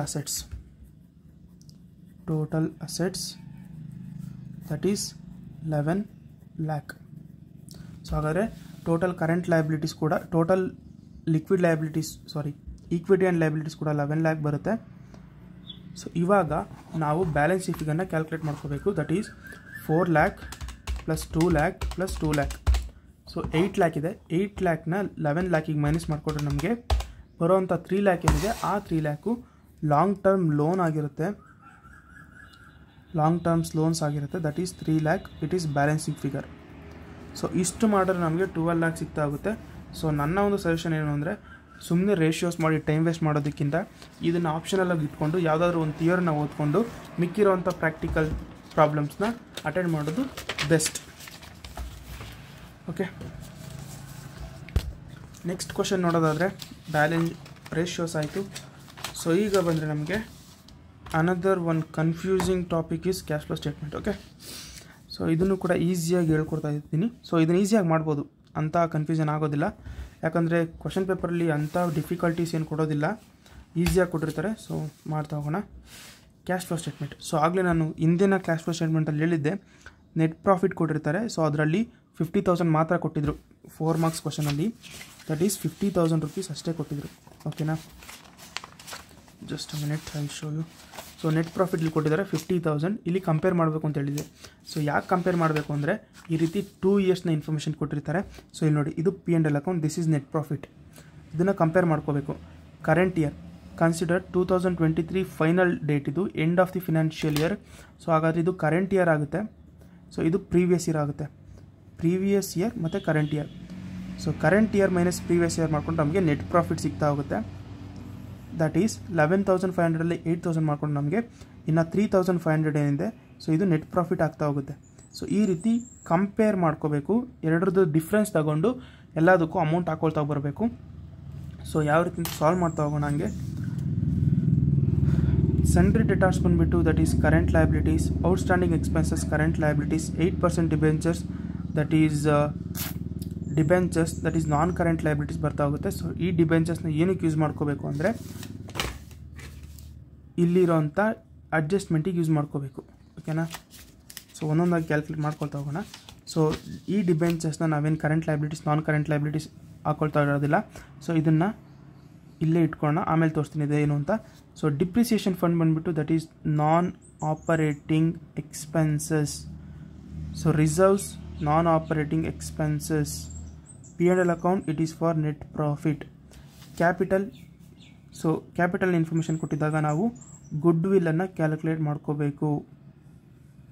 okay, after that cash ಕೊಟ್ಟಿದ್ದಾರೆ. ದಟ್ ಈಸ್ ಕ್ಯಾಶನ್ನು ನಾವು ಲಾಸ್ಟಿಗೆ ಆಪರೇಟಿಂಗ್ ಆ್ಯಕ್ಟಿವಿಟೀಸ್, ಫಿನಾನ್ಸಿಂಗ್ ಆ್ಯಕ್ಟಿವಿಟೀಸ್ ಮತ್ತು ಇನ್ವೆಸ್ಟಿಂಗ್ ಆ್ಯಕ್ಟಿವಿಟೀಸ್ ಅಷ್ಟು ಟೋಟಲ್ ಮಾಡಿದ್ಮೇಲೆ ಓಪನಿಂಗ್ ಕ್ಯಾಶನ್ನು ಆ್ಯಡ್ ಮಾಡಿದ್ರೆ ನಮಗೆ ಕ್ಲೋಸಿಂಗ್ ಬ್ಯಾಲೆನ್ಸ್ ಸಿಗ್ತಾ ಹೋಗಬೇಕು. ಕ್ಲೋಸಿಂಗ್ ಬ್ಯಾಲೆನ್ಸ್ ಸಿಕ್ಕಿದ್ರೆ ನಾವು ಮಾಡಿರೋಂಥ ಆನ್ಸರ್ ಕರೆಕ್ಟಾಗಿದೆ ಅಂತ ಅರ್ಥ. ಸೊ ಡೆಟಾರ್ಸ್ ಕೊಟ್ಟಿದ್ದಾರೆ, that is current liabilities. Temporary investments ಕೊಟ್ಟಿದ್ದಾರೆ. ಸೊ ಇನ್ವೆಸ್ಟ್ಮೆಂಟ್ಸ್ ಬಂದುಬಿಟ್ಟು ಅಸೆಟ್ ಆಗುತ್ತೆ. ಸೊ ಆ ಇನ್ವೆಸ್ಟ್ಮೆಂಟ್ನ ಏನಕ್ಕೆ ಯೂಸ್ ಮಾಡ್ಕೋತೀವಿ ಅಂದರೆ ನಾವು ಇನ್ವೆಸ್ಟಿಂಗ್ ಆ್ಯಕ್ಟಿವಿಟೀಸ್ಗೆ ಬೇಕಾಗಿರುವಂಥ ಇನ್ಫಾರ್ಮೇಷನಿಗೆ ತಗೊಳ್ಬೇಕು. ದಟ್ ಈಸ್ ಇದು ಇನ್ವೆಸ್ಟಿಂಗ್ ಆ್ಯಕ್ಟಿವಿಟೀಸಿಗೆ ಬರ್ತಾ ಹೋಗುತ್ತೆ. ಇವೆರಡು ನಾನ್ ಆಪರೇಟಿಂಗ್ ಆ್ಯಕ್ಟಿವಿಟೀಸಿಗೆ ಬರ್ತಾ ಹೋಗುತ್ತೆ. Prepaid expenses current assets, sorry debtors is current assets. Okay, stock current assets, land and building fixed asset, machinery fixed asset. So ಹಾಗಾದರೆ ನೆಕ್ಸ್ಟ್ ಅಡ್ಜಸ್ಟ್ಮೆಂಟ್ಸ್ ನೋಡೋದಾದರೆ, ಸೊ ಅಡ್ಜಸ್ಟ್ಮೆಂಟ್ ಬಂದುಬಿಟ್ಟು 10% ಡಿವಿಡೆಂಡ್ ಪೇಯ್ಡ್ ಇನ್ ಕ್ಯಾಶ್ ಅಂತ ಇದೆ. ಹಾಗಾದರೆ 10% dividend ಯಾವುದರಿಂದ ತೊಗೋಬೇಕು? So ಇದರಲ್ಲಿ share capital ಕೊಟ್ಟಿಲ್ಲ ನಮಗೆ. ಸೊ ಕೊಟ್ಟಿದ್ದಾರೆ ಇಲ್ಲಿ share capital, that is capital 1,15,000 ಏನಿದೆ ಇದ್ರ ಮೇಲೆ 10% ತೊಗೋಬೇಕು. ದಟ್ ಈಸ್ 11,500 ಬರುತ್ತೆ. ಈ 11,500ನ ಡಿವಿಡೆಂಡ್ ಪೇಯ್ಡ್ ಆಗಿ ನಾವು ತೋರಿಸ್ಬೇಕು. ಓಕೆನಾ, excuse me. Okay, dividend information ಮುಗೀತು. 2 ಟೈಮ್ಸ್ ತೋರಿಸ್ಬೇಕು. ಒಂದು ಲೆಡ್ಜರಲ್ಲಿ ತೋರಿಸ್ಬೇಕು, ಅನದರ್ ಒನ್ ಕ್ಯಾಶ್ ಫ್ಲೋ ಸ್ಟೇಟ್ಮೆಂಟಲ್ಲಿ ನಾನ್ ಆಪರೇಟಿಂಗ್ ಆ್ಯಕ್ಟಿವಿಟೀಸಲ್ಲಿ ತೋರಿಸ್ತಾ ಹೋಗಬೇಕು. ಸೊ ನಾನ್ ಆಪರೇಟಿಂಗ್ ಆ್ಯಕ್ಟಿವಿಟೀಸಲ್ಲಿ ಡಿವಿಡೆಂಡ್ ಪೇಯ್ಡ್ ಅಥವಾ ಪ್ರಪೋಸ್ಡ್ ಡಿವಿಡೆಂಡ್ಸ್ ಅಂತ ಬರ್ತಾ ಹೋಗುತ್ತೆ. ಆ ಜಾಗದಲ್ಲಿ ತೋರಿಸ್ತಾ ಹೋಗಬೇಕು, ದಟ್ ಈಸ್ ಡಿವಿಡೆಂಡ್ಸ್ನ. ಸೊ ಒಂದು ಲೆಡ್ಜರಲ್ಲಿ, ಇನ್ನೊಂದು ನಾನ್ ಆಪರೇಟಿಂಗ್ ಆ್ಯಕ್ಟಿವಿಟೀಸಲ್ಲಿ. Okay, then new machinery. So ಇದು ಮೆಷಿನರಿಗೆ ಸಂಬಂಧಪಟ್ಟಿದ್ದಕ್ಕಂಥದ್ದು ಮೆಷಿನರಿ. ಸೊ ಇದರಲ್ಲಿ ಮೆಷಿನರಿ 15,000 ವಾಸ್ ಪರ್ಚೇಸ್ಡ್. ಸೊ ಹೊಸ ಮೆಷಿನರಿ ಪರ್ಚೇಸ್ ಮಾಡಿದ್ದಾರೆ. Old machinery costing 6,000 was sold for ₹2,000 ಅಂತೆ. ಅಂದರೆ ಹಳೆ ಮಷಿನರಿ 6,000 ರೂಪಾಯಿ ಬೆಲೆ ಬಾಳೋದಿತ್ತಂತೆ, ಆದರೆ ಅದನ್ನು 2,000ಕ್ಕೆ ಸೇಲ್ ಮಾಡಿದ್ರಂತೆ. ಅಕ್ಯುಮುಲೇಟೆಡ್ ಡಿಪ್ರಿಸಿಯೇಷನ್ 3,000 ರೂಪಾಯಿ ಇತ್ತಂತೆ. ಅಂದರೆ 6,000 ರೂಪಾಯಿ ಇರೋ ಮೆಷಿನರಿನಲ್ಲಿ 3,000 ಆಲ್ರೆಡಿ ಡಿಪ್ರಿಸಿಯೇಷನ್ ಇತ್ತಂತೆ. ಮೈನಸ್ 3,000 ಮಾಡಿಕೊಡ್ರೆ ನಮಗೆ 3,000 ಸಿಗ್ತಾ ಹೋಗುತ್ತೆ. ಈ 3,000ಅಲ್ಲಿ ಇವರು 2,000ಕ್ಕೆ ಸೇಲ್ ಮಾಡಿದಾರಂತೆ. ನಮಗೆ 1,000 ಲಾಸ್ ಆಯಿತು. ಓಕೆನಾ, 3,000 ಬೆಲೆ ಬಾಳುವಂಥ ಮೆಷಿನರಿನ ಬರೀ 2,000ಕ್ಕೆ ಮಾರಿದ್ದಾರೆ, ಅಂದರೆ ಲಾಸ್. ಇದನ್ನು loss on sale of machinery ಅಂತ ಕನ್ಸಿಡರ್ ಮಾಡ್ಕೋಬೇಕು. Loss on sale of machinery ನಾವು ನಾನ್ ಆಪರೇಟಿಂಗ್ ಆ್ಯಕ್ಟಿವಿಟೀಸಲ್ಲಿ ತೋರಿಸ್ಬೇಕು. ಒಂದು ನಾನ್ ಆಪರೇಟಿಂಗ್ ಆ್ಯಕ್ಟಿವಿಟೀಸ್ ಆದರೆ ಇನ್ನೊಂದು ಲೆಡ್ಜರ್. ಸೊ ಇದನ್ನು ತೋರಿಸ್ತೀನಿ ಯಾವುದೇ ರೀತಿ ಮಾಡೋದು ಡಿಪ್ರಿಸಿಯೇಷನ್ ಅಂತ. Next ₹10,000 8% debentures var redeemed by purchase from open market at ₹96 for A debenture of ₹100 ಅಂತ ಹೇಳಿದ್ದಾರೆ. ಅಂದರೆ ಹಿಂದೆ ಕೊಟ್ಟಿರೋಂಥ ಡಿಬೆಂಚರ್ಸ್ನ ಇನ್ಫಾರ್ಮೇಷನ್ನ ಯೂಸ್ ಮಾಡ್ಕೋಬೇಕು. ದಟ್ ಈಸ್ 45,000 ಮತ್ತು ₹35,000 ಇದೆಯಂತೆ. ಅದು 8% ಡಿಬೆಂಚರ್ಸ್ ಅಂತ ಅವ್ರು ಹೇಳಿರೋದು. ಇಲ್ಲೂ ಕೂಡ 8% ಡಿಬೆಂಚರ್ಸ್ ಹೇಳಿದ್ದಾರೆ by purchase open market. So ಮತ್ತೆ ಇನ್ನೊಂದ್ಸರಿ ಪರ್ಚೇಸ್ ಮಾಡ್ಕೊಂಡಿದ್ದು ಓಪನ್ ಮಾರ್ಕೆಟಲ್ಲಿ ₹96ಗೆ ಪರ್ಚೇಸ್ ಮಾಡಿದ್ರಂತೆ, ಅದನ್ನು 8% ರಿಡೀಮ್ ಮಾಡ್ತಾ ಇದ್ದಾರೆ 10,000 ಶೇರ್ಸಿಗೆ. ಸೊ ಯಾವ ರೀತಿ ಮಾಡೋದು ಅಂತ ತೋರಿಸ್ತೀನಿ ಆಮೇಲೆ. Okay, next ₹18,000 investments var sold at book value ಅಂತೆ. ಹಾಗಾದರೆ ಬುಕ್ ವ್ಯಾಲ್ಯೂ ಇನ್ವೆಸ್ಟ್ಮೆಂಟ್ಸ್ ಎಷ್ಟಿದೆ? ಸೊ 57,000 ಮತ್ತು 37,000 ಕಂಪೇರ್ ಮಾಡಿದ್ರೆ 55,000 ಮೈನಸ್ 37,000 ಮಾಡಿಕೊಟ್ರೆ ನಮಗೆ 18,000 ಬರುತ್ತೆ. ಸೊ ಇಲ್ಲೂ ಕೂಡ 18,000 ಇರೋದ್ರಿಂದ ಸೊ ಇದು ಸೇಲ್ ಆಫ್ ಇನ್ವೆಸ್ಟ್ಮೆಂಟ್ಸ್ ಆಗುತ್ತೆ. Sale of investments. ಸೊ ಇದರಲ್ಲಿ ಪ್ರಾಫಿಟ್ ಕೂಡ ಆಗಿಲ್ಲ, ಲಾಸ್ ಕೂಡ ಆಗಿಲ್ಲ. ಓಕೆನಾ? ಸೊ ಇದಿಷ್ಟು ಅಡ್ಜಸ್ಟ್ಮೆಂಟ್ಸ್. ಸೊ ಹಾಗಾದರೆ ಇದಿಷ್ಟು ಇನ್ಫಾರ್ಮೇಷನ್ ಯೂಸ್ ಮಾಡಿಕೊಂಡು ಯಾವ ರೀತಿ ಕ್ಯಾಲ್ಕುಲೇಟ್ ಮಾಡಬೇಕು ಕ್ಯಾಶ್ ಫ್ಲೋ ಸ್ಟೇಟ್ಮೆಂಟ್ ಅಂತ ನೋಡ್ತಾ ಹೋಗೋಣ. ಸೊ ಫಾರ್ಮೆಟ್ ಬಂದು ಈ ರೀತಿಯಾಗಿರುತ್ತೆ, cash flow statement format. So solve ಮಾಡ್ತಾ ಹೋಗೋಣ ಹಾಗೆ. So statement of cash flow heading.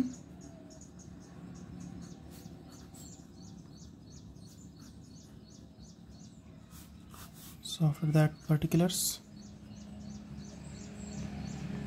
rupees and rupees. So ಫಸ್ಟಿಗೆ ನಾವು ನೆಟ್ ಪ್ರಾಫಿಟ್ ಹಾಕೋಬೇಕು. ಸೊ ಅವಾಗಲೇ ಹೇಳಿದಾಗೆ current year minus previous year ಮಾಡ್ಕೋಬೇಕು. ಸೊ ಕರೆಂಟ್ ಇಯರ್ನ ನೆಟ್ ಪ್ರಾಫಿಟ್ ಅಥವಾ ಪೇ ಆ್ಯಂಡ್ ಅಕೌಂಟ್ ಬಂದು 11,500 ಇದೆ. 11,500 ಮೈನಸ್ 8,000 ಮಾಡಿಕೊಂಡ್ರೆ ನಮಗೆ ₹3,500 ನೆಟ್ ಪ್ರಾಫಿಟ್ ಸಿಗ್ತಾ ಹೋಗುತ್ತೆ. ಸೊ ಔಟರ್ ಕಾಲಮ್ಗೆ ಹಾಕೋಣ ₹3,500. After that first main heading ಬಂದ್ಬಿಟ್ಟು cash flow from operating activities ಅಂತ. Okay, operating activities. So cash flow ಸ್ಟೇಟ್ಮೆಂಟಲ್ಲಿ ಒಟ್ಟು ಟೋಟಲ್ 3 ಮೇನ್ ಹೆಡ್ಡಿಂಗ್ ಬರುತ್ತೆ. ಒಂದು ಆಪರೇಟಿಂಗ್ ಆ್ಯಕ್ಟಿವಿಟೀಸ್, ಇನ್ನೊಂದು ಇನ್ವೆಸ್ಟಿಂಗ್ ಆ್ಯಕ್ಟಿವಿಟೀಸ್, ಲಾಸ್ಟಿಗೆ ಫಿನಾನ್ಸಿಂಗ್ ಆ್ಯಕ್ಟಿವಿಟೀಸ್. ಸೊ 3 ಹೆಡ್ಡಿಂಗ್ನ ಸಾಲ್ವ್ ಮಾಡೋಕ್ಕೆ ಹೋಗಬೇಕು cash flow statement. So first ಹೆಡ್ಡಿಂಗಲ್ಲಿ ಏನೇನು ಬರ್ತಾ ಹೋಗುತ್ತೆ ನೋಡೋಣ. ಸೊ ಫಸ್ಟ್ ಹೆಡ್ಡಿಂಗಲ್ಲಿ ಫಸ್ಟಿಗೆ ಆ್ಯಡ್ ಮಾಡ್ತಾ ಹೋಗಬೇಕು, that is non operating expenses. Non operating expenses or losses or appropriations. Okay, so ಹಾಗಾದರೆ ಯಾವ್ಯಾವೆಲ್ಲ ಇದ್ದಾವೆ ನೋಡ್ತಾ ಹೋಗೋಣ. ಸೊ ಫಸ್ಟಿಗೆ ಬಂದರೆ ಡಿಪ್ರಿಸಿಯೇಷನ್ ಫಂಡ್ ಇದೆ. ಸೊ ಡಿಪ್ರಿಸಿಯೇಷನ್ ಫಂಡಿಗೆ ನಾವು ಅಡ್ಜಸ್ಟ್ಮೆಂಟ್ ಮಾಡ್ಕೊಳ್ತಾ ಹೋಗಬೇಕು. ಸೊ ಡಿಪ್ರಿಸಿಯೇಷನ್ ಫಂಡ್ ನೋಡೋದಾದರೆ ಸೊ ಇಲ್ಲಿದೆ ಮಷಿನರಿ. ಸೊ ಫಸ್ಟಿಗೆ ಯಾವುದನ್ನು ಕ್ಯಾಲ್ಕುಲೇಟ್ ಮಾಡ್ಕೊಳ್ಳೋಣ. ಓಕೆ, ದೆನ್ ಮಷಿನರಿಯಿಂದ ಸ್ಟಾರ್ಟ್ ಮಾಡ್ಕೊಂಡು ಹೋಗೋಣ. ಸೊ ಫಸ್ಟಿಗೆ ಅಡ್ಜಸ್ಟ್ಮೆಂಟ್ಸಿಂದನೇ ಬರೋಣ. ಓಕೆನಾ? ಫಸ್ಟಿಗೆ ಅಡ್ಜಸ್ಟ್ಮೆಂಟ್ ಮಾಡ್ಕೊಂಬೋಣ, ಆಮೇಲೆಲ್ಲ ಈಸಿಯಾಗಿ ಸಿಗ್ತಾ ಹೋಗುತ್ತೆ. ಸೊ ಅಡ್ಜಸ್ಟ್ಮೆಂಟಿಗೆ ಈ ಥರ ಕಾಲಮ್ಗಳನ್ನ ಹಾಕೊಡ್ತಾ ಹೋಗಬೇಕಾಗುತ್ತೆ. ಸೊ ಫಸ್ಟಿಗೆ ಡಿವಿಡೆಂಡ್ ಪೇಯ್ಡ್ ಇನ್ ಕ್ಯಾಶ್ ಅಂತ ಇದೆ. ಸೊ ಈ ಡಿವಿಡೆಂಡ್ ಪೇಯ್ಡ್ ಇನ್ ಕ್ಯಾಶಿಗೆ ನಾವು ಲೆಡ್ಜರ್ ಪ್ರಿಪೇರ್ ಮಾಡ್ತಾ ಹೋಗಬೇಕು. ಸೊ ಡಿವಿಡೆಂಡಿಗೆ ಓಪನಿಂಗ್ ಅಥವಾ ಕ್ಲೋಸಿಂಗ್ ಯಾವುದೂ ಇಲ್ಲ. ಓಪನಿಂಗ್ ಮತ್ತು ಕ್ಲೋಸಿಂಗ್ ನಿಲ್ಲ ಹಾಕೊಳ್ಳೋದಾದರೆ so it opens from the right side by balance brought down. So ಯಾವುದೇ ರೀತಿ ಪ್ರಪೋಸ್ ಡಿವಿಡೆಂಡ್ ಕೊಟ್ಟಿಲ್ಲ. So by balance carried down. So ಯಾವುದೂ ಕೂಡ ಕ್ಲೋಸಿಂಗ್ ಬ್ಯಾಲೆನ್ಸ್ ಕೂಡ ಕೊಟ್ಟಿಲ್ಲ. ಸೊ ಪೇಯ್ಡ್ ಇನ್ ಕ್ಯಾಶ್ ಅಂತ ಕೊಟ್ಟಿದ್ದಾರೆ. ಸೊ ಪೇಮೆಂಟ್ಸ್ ಎಲ್ಲ ಲೆಫ್ಟ್ ಸೈಡಲ್ಲಿ ಆಗೋದ್ರಿಂದ ಬೈ ಕ್ಯಾಶ್ ಅಕೌಂಟ್. ಸೊ 10% ಹೇಳಿದ್ದಾರೆ ಯಾವುದ್ರ ಮೇಲೆ? ಕ್ಯಾಶ್ 10% ಡಿವಿಡೆಂಡ್ ಯಾವುದ್ರ ಮೇಲೆ ಕೊಡ್ತೀವಿ ನಾವು? ಕ್ಯಾಪಿಟಲ್ ಮೇಲೆ ಕೊಡ್ತಾ ಹೋಗ್ತೀವಿ. ಸೊ 1,15,000 ಮೇಲೆ 10% ಕೊಡೋದಾದರೆ ಎಷ್ಟಾಗುತ್ತೆ?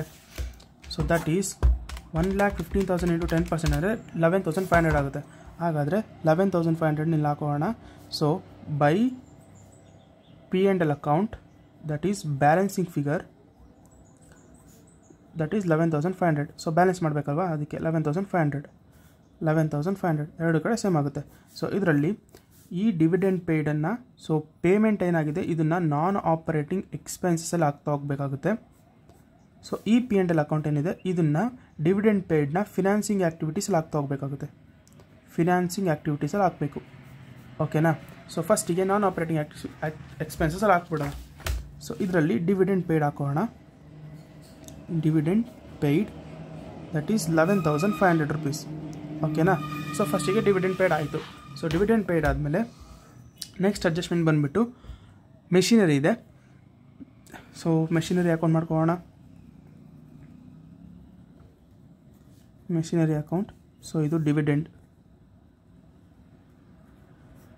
ಸೊ ಮೆಷಿನರಿ ಅಕೌಂಟ್ ಬಂದಾಗ ಸೊ ಇದಕ್ಕೆ ಓಪನಿಂಗ್ ಬ್ಯಾಲೆನ್ಸ್ ಮತ್ತು ಕ್ಲೋಸಿಂಗ್ ಬ್ಯಾಲೆನ್ಸ್ ನೋಡ್ಕೊಳ್ತಾ ಹೋಗಬೇಕು.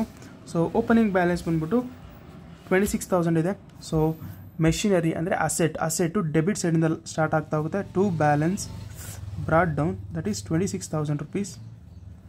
So by balance carried down that is closing balance 35,000 rupees. Okay, 2635 ಆಯಿತು. ಸೊ ಈಗ ಬರೋದಾದರೆ ಅಡ್ಜಸ್ಟ್ಮೆಂಟಿಗೆ ನ್ಯೂ ಮೆಷಿನರಿ ವಾಸ್ ಪರ್ಚೇಸ್ ₹15,000 ಇದೆ. ಸೊ ಪರ್ಚೇಸಸ್ಸು ಡೆಬಿಟ್ ಸೈಡ್ ಬರ್ತಾ ಹೋಗುತ್ತೆ to cash account. So cash account ಅಂತ ಹಾಕ್ಕೊಂಡು ಬ್ರ್ಯಾಕೆಟಲ್ಲಿ ಪರ್ಚೇಸಸ್ ಅಂತ ಹಾಕೊಳ್ತಾ ಹೋಗಬೇಕು. That is 15,000 rupees.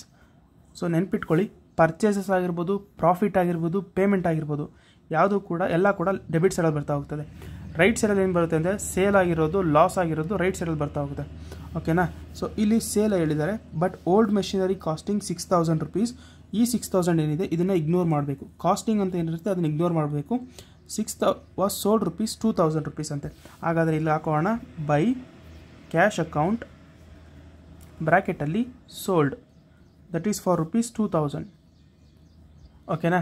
ಸೊ ಅದಾದಮೇಲೆ by P&L account depreciation, accumulated depreciation ಹೇಳಿದರೆ ಅದು ಬಂದುಬಿಟ್ಟು 3,000 ರೂಪಾಯಿ ಡಿಪ್ರಿಸಿಯೇಷನ್ ಇದೆ. ಓಕೆನಾ. Accumulated depreciation 3,000 rupees. ಹಾಗಾದರೆ 3,000 ಹಾಕೋಣ. 3,000. ಸೊ ಇವಾಗ ಎರಡು ಕಡೆ ಟೋಟಲ್ ಮಾಡಿದ್ರೆ ಯಾವ ಜಾಸ್ತಿ ಬರುತ್ತೆ ನೋಡೋಣ. 26,000 ಪ್ಲಸ್ 15,000 ದಟ್ ಈಸ್ 41,000 ಬರುತ್ತೆ. ಈ ಕಡೆ ಟೋಟಲ್ ಮಾಡಿದ್ರೆ 35, 37, 40. ಸೊ ಈ ಕಡೆ ಜಾಸ್ತಿ ಬರುತ್ತೆ, 41,000 ಹಾಕೋಣ. ಸೊ ಈ ಕಡೆ 41,000 ಹಾಕೊಂಡ್ರೆ ಇಲ್ಲಿ ಬರುತ್ತೆ ಬೈ P&L ಅಕೌಂಟ್ ಲಾಸ್ ಅಂತ. ಲಾಸ್ ಎಷ್ಟು ಬರುತ್ತೆ? 1,000 rupees ಬರುತ್ತೆ. That is 35,000, 37,000, 40,000. 41,000 40,000 ಹೋದರೆ ಇನ್ನು 1,000. ಈ 1,000 loss on sale of machinery ಅಂತ ಬರುತ್ತೆ.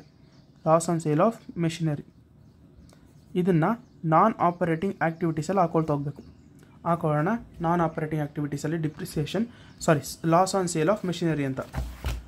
Okay, loss on sale of machinery that is ₹1,000.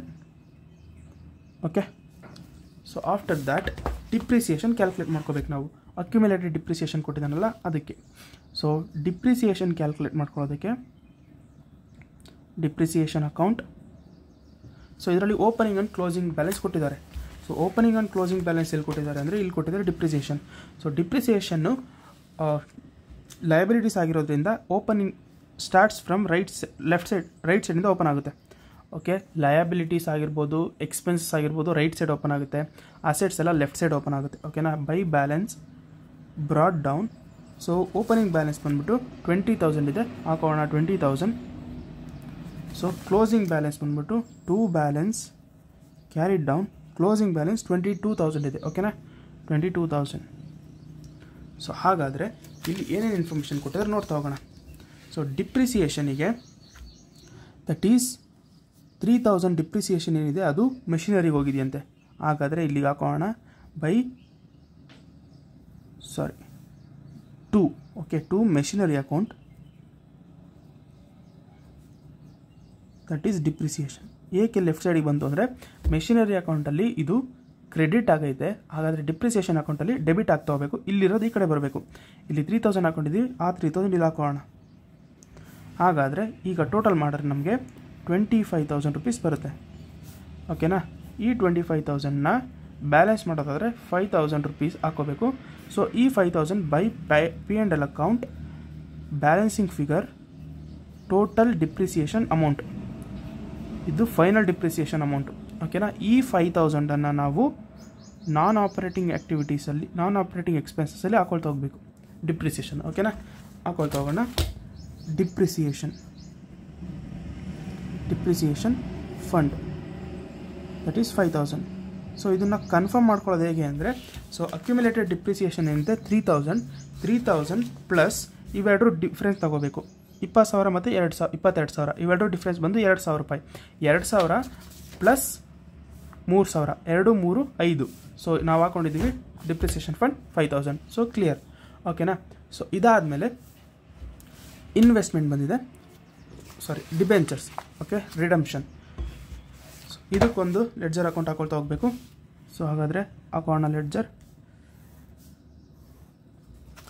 So ಇದಕ್ಕೆ ಲೆಡ್ಜರ್ ಹಾಕೋ ಅವಶ್ಯಕತೆ ಇಲ್ಲ, ಇದು ಸಿಂಪಲ್ ಇದೆ, ಆದರೆ ಕನ್ಫ್ಯೂಷನ್ ಮಾಡುತ್ತೆ ಅಷ್ಟೇ. 10,000 ರಿಡೀಮ್ ಆಗಿದೆಯಂತೆ, ಅಂದರೆ ಯಾರ ಹತ್ರ ನಾವು ಪರ್ಚೇಸ್ ಮಾಡಿದ್ವಿ ಅವ್ರಿಗೆ ನಾವು ವಾಪಸ್ ಕೊಟ್ಬಿಟ್ಟಿದ್ದೀವಂತೆ.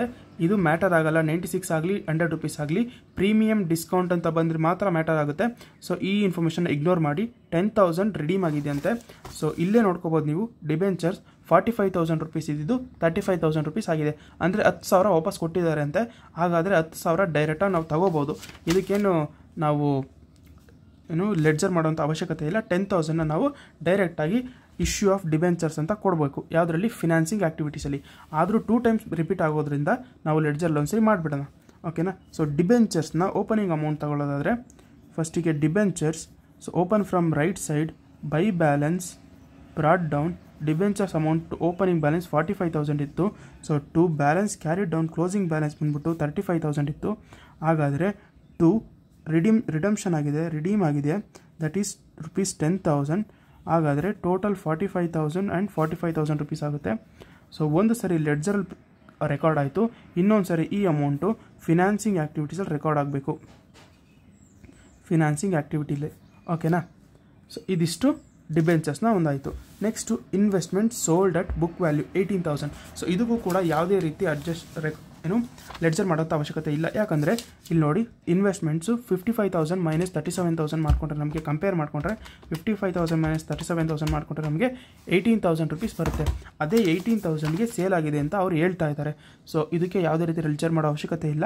2 ಟೈಮ್ ರಿಪೇಟ್ ಆಗೋದ್ರಿಂದ ಮಾಡಿದ್ರೂ ಓಕೆ, ಮಾಡಲಿ ಅಂದರೂ ಓಕೆ, ಡೈರೆಕ್ಟ್ ಸೇಲ್ ಆಫ್ ಇನ್ವೆಸ್ಟ್ಮೆಂಟ್ಸ್ನ ನಾವು ಇನ್ವೆಸ್ಟಿಂಗ್ ಆ್ಯಕ್ಟಿವಿಟೀಸಲ್ಲಿ ತಗೊಳ್ತಾ ಹೋಗಬೇಕು. ಸೊ ಇಲ್ಲಿಗೆ ಲೆಡ್ಜರ್ಸ್ನ ಮುಗೀತು. ಸೊ ಆಗ್ಬಿಡೋಣ, ಯಾಕಂದರೆ 2 ಟೈಮ್ಸ್ ರಿಪೀಟ್ ಆಗಬೇಕಲ್ವಾ. ಸೊ ಇನ್ವೆಸ್ಟಿಂಗ್ ಆ್ಯಕ್ಟಿವಿಟೀಸ್ ಅಂತ ಹಾಕೋದಾದರೆ ಇನ್ವೆಸ್ಟ್ಮೆಂಟ್ ಅಕೌಂಟ್, ಓಕೆನಾ. ಇನ್ವೆಸ್ಟ್ಮೆಂಟ್ ಅಕೌಂಟಲ್ಲಿ ಓಪನಿಂಗ್ ಬ್ಯಾಲೆನ್ಸ್ ಬಂದುಬಿಟ್ಟು, ಸೊ ಇದು ಅಸೆಟ್ ಆಗಿರೋದ್ರಿಂದ to balance brought down opens from debit side, that is 55,000, ಓಕೆನಾ. ಓಪನಿಂಗ್ ಬ್ಯಾಲೆನ್ಸ್ 55,000 ಇದೆ. ಸೊ 55,000, ಕ್ಲೋಸಿಂಗ್ ಬ್ಯಾಲೆನ್ಸ್ 37,000 ಇದೆ. Okay, closing balance to balance carried down, that is 37,000. So to cash account, that is sale ಆಗಿದೆ 18,000ಗೆ. So ಎರಡನ್ನು balance ಮಾಡಿದ್ರೆ 55,000 ಬರ್ತಾ ಹೋಗುತ್ತೆ. So that is 37 plus 18,000 55,000 ಬರುತ್ತೆ. ಸೊ ಇದನ್ನು ನಾವು ಈ ಸೇಲ್ ಆಗಿರೋಂಥ ಅಮೌಂಟನ್ನು ನಾವು ಇನ್ವೆಸ್ಟಿಂಗ್ ಆ್ಯಕ್ಟಿವಿಟೀಸಲ್ಲಿ ರೆಕಾರ್ಡ್ ಮಾಡ್ತಾ ಹೋಗಬೇಕು, ಓಕೆನಾ. ಸೊ ಈಗ ಕ್ಯಾಶ್ ಫ್ಲೋ ಸ್ಟೇಟ್ಮೆಂಟ್ನ ಪ್ರಿಪೇರ್ ಮಾಡ್ತಾ ಹೋಗೋಣ ಕಂಪ್ಲೀಟಾಗಿ. ಸೊ ಡಿಪ್ರಿಸಿಯೇಷನ್ ಫಂಡ್ ಆಗಿದೆ, ಅದಾದಮೇಲೆ loss on sale of machinery ಆಯಿತು, ಡಿವಿಡೆಂಡ್ ಪೇಡ್ ಆಯಿತು. ಸೊ ಮಿಕ್ಕಿರೋ ಅಮೌಂಟ್ ಆಗ್ತಾ ಹೋಗೋಣ. ಸೊ ರಿಸರ್ವ್ಸ್ ಇದೆ, ರಿಸರ್ವ್ಸ್ ಆನ್ ಸರ್ಪ್ಲಸ್. ಸೊ ರಿಸರ್ವ್ಸ್ನ ಆಗ್ತಾ ಹೋಗಬೇಕು, ರಿಸರ್ವ್ಸ್. ಸೊ ಬ್ಯಾಲೆನ್ಸ್ ಮಾಡಿಕೊಂಡ್ರೆ 0 ಬರುತ್ತೆ. ಸೊ ನಿಲ್ ಆಗ್ತಾ ಹೋಗೋಣ. ಸೊ ಅಲ್ಲಿಗೆ ನಾನ್ ಆಪರೇಟಿಂಗ್ ಆ್ಯಕ್ಟಿವಿಟೀಸ್ ಎಲ್ಲ ಇನ್ಫಾರ್ಮೇಷನ್ ನಾವು ಫಿಲ್ ಮಾಡಿದ್ದೀವಿ, ಓಕೆನಾ. ಸೊ ಇದನ್ನು ಟೋಟಲ್ ಮಾಡೋದಾದರೆ 11,500 plus 1,000 plus 5,000, that is 17,500 rupees ಬರುತ್ತೆ. ಸೊ 17,500ನ ಔಟರ್ ಕಾಲಮ್ಗೆ ಹಾಕೋಣ. ಸೊ ಇದನ್ನು 3,500 ಜೊತೆ ಆ್ಯಡ್ ಮಾಡಿದ್ರೆ ನಮಗೆ 21,000 ರೂಪೀಸ್ ಬರ್ತಾ ಹೋಗುತ್ತೆ. 17,500 ಪ್ಲಸ್ 3,500 21,000 ಬರುತ್ತೆ. 21,000 ಔಟರ್ ಕಾಲಮ್ಗೆ ಹಾಕಿದ್ದೀವಿ. ಸೊ ನೆಕ್ಸ್ಟ್ ಫಾರ್ಮೆಟಲ್ಲಿ ಬರೋದಾದರೆ ನಾನ್ ಆಪರೇಟಿಂಗ್ ಇನ್ಕಮ್ಸ್ ಬರುತ್ತೆ, ನಾನ್ ಆಪರೇಟಿಂಗ್ ಇನ್ಕಮ್ಸ್. ಸೊ ಇದನ್ನು ಲೆಸ್ ಮಾಡ್ತಾ ಹೋಗಬೇಕು. ಯಾವುದೇ ರೀತಿ ನಾನ್ ಆಪರೇಟಿಂಗ್ ಇನ್ಕಮ್ಸ್ ಇಲ್ಲ ಕ್ವೆಶನಲ್ಲಿ. ಸೊ ಹಾಗಾಗಿ ನಿಲ್ ಹಾಕೋಣ. So after that non operating ಆ್ಯಕ್ಟಿವಿಟೀಸಲ್ಲಿ ಏನು ಬರುತ್ತೆ ಅಂದರೆ, that is add decrease in current assets and increase in current liabilities. So ಈ ಒಂದು ಹೆಡ್ಡಿಂಗಲ್ಲಿ ಯಾವ್ಯಾವೆಲ್ಲ ಕರೆಂಟ್ ಅಸೆಟ್ಸ್ ಇರುತ್ತೆ, ಸೊ ಡೆಟಾರ್ಸ್ ಇದೆ, ಪ್ರಿಪೇಯ್ಡ್ ಎಕ್ಸ್ಪೆನ್ಸಸ್ ಇದೆ, ಸ್ಟಾಕ್ ಇದೆ. ಈ 3 ಕರೆಂಟ್ ಅಸೆಟ್ಸಲ್ಲಿ ಯಾವೆಲ್ಲ ಡಿಕ್ರೀಸ್ ಆಗಿದೆ, ಅದರ ವ್ಯಾಲ್ಯೂ ಡಿಕ್ರೀಸ್ ಆಗಿದೆ ಅಂತ ನೋಡ್ಕೋಬೇಕು ನಾವು. ಸೊ ಕರೆಂಟ್ ಅಸೆಟಲ್ಲಿ ನೋಡೋದಾದರೆ 33,500 ಇದ್ದಿದ್ದ ಡೆಟಾರ್ಸು 21,500 ಆಗಿದೆ, ಅಂದರೆ ಡಿಕ್ರೀಸ್ ಆಗಿದೆ. ಸೊ ಆ ಡಿಕ್ರೀಸ್ ಅಮೌಂಟನ್ನು ನಾವು ಕ್ಯಾಲ್ಕುಲೇಟ್ ಮಾಡ್ಕೋಬೇಕು.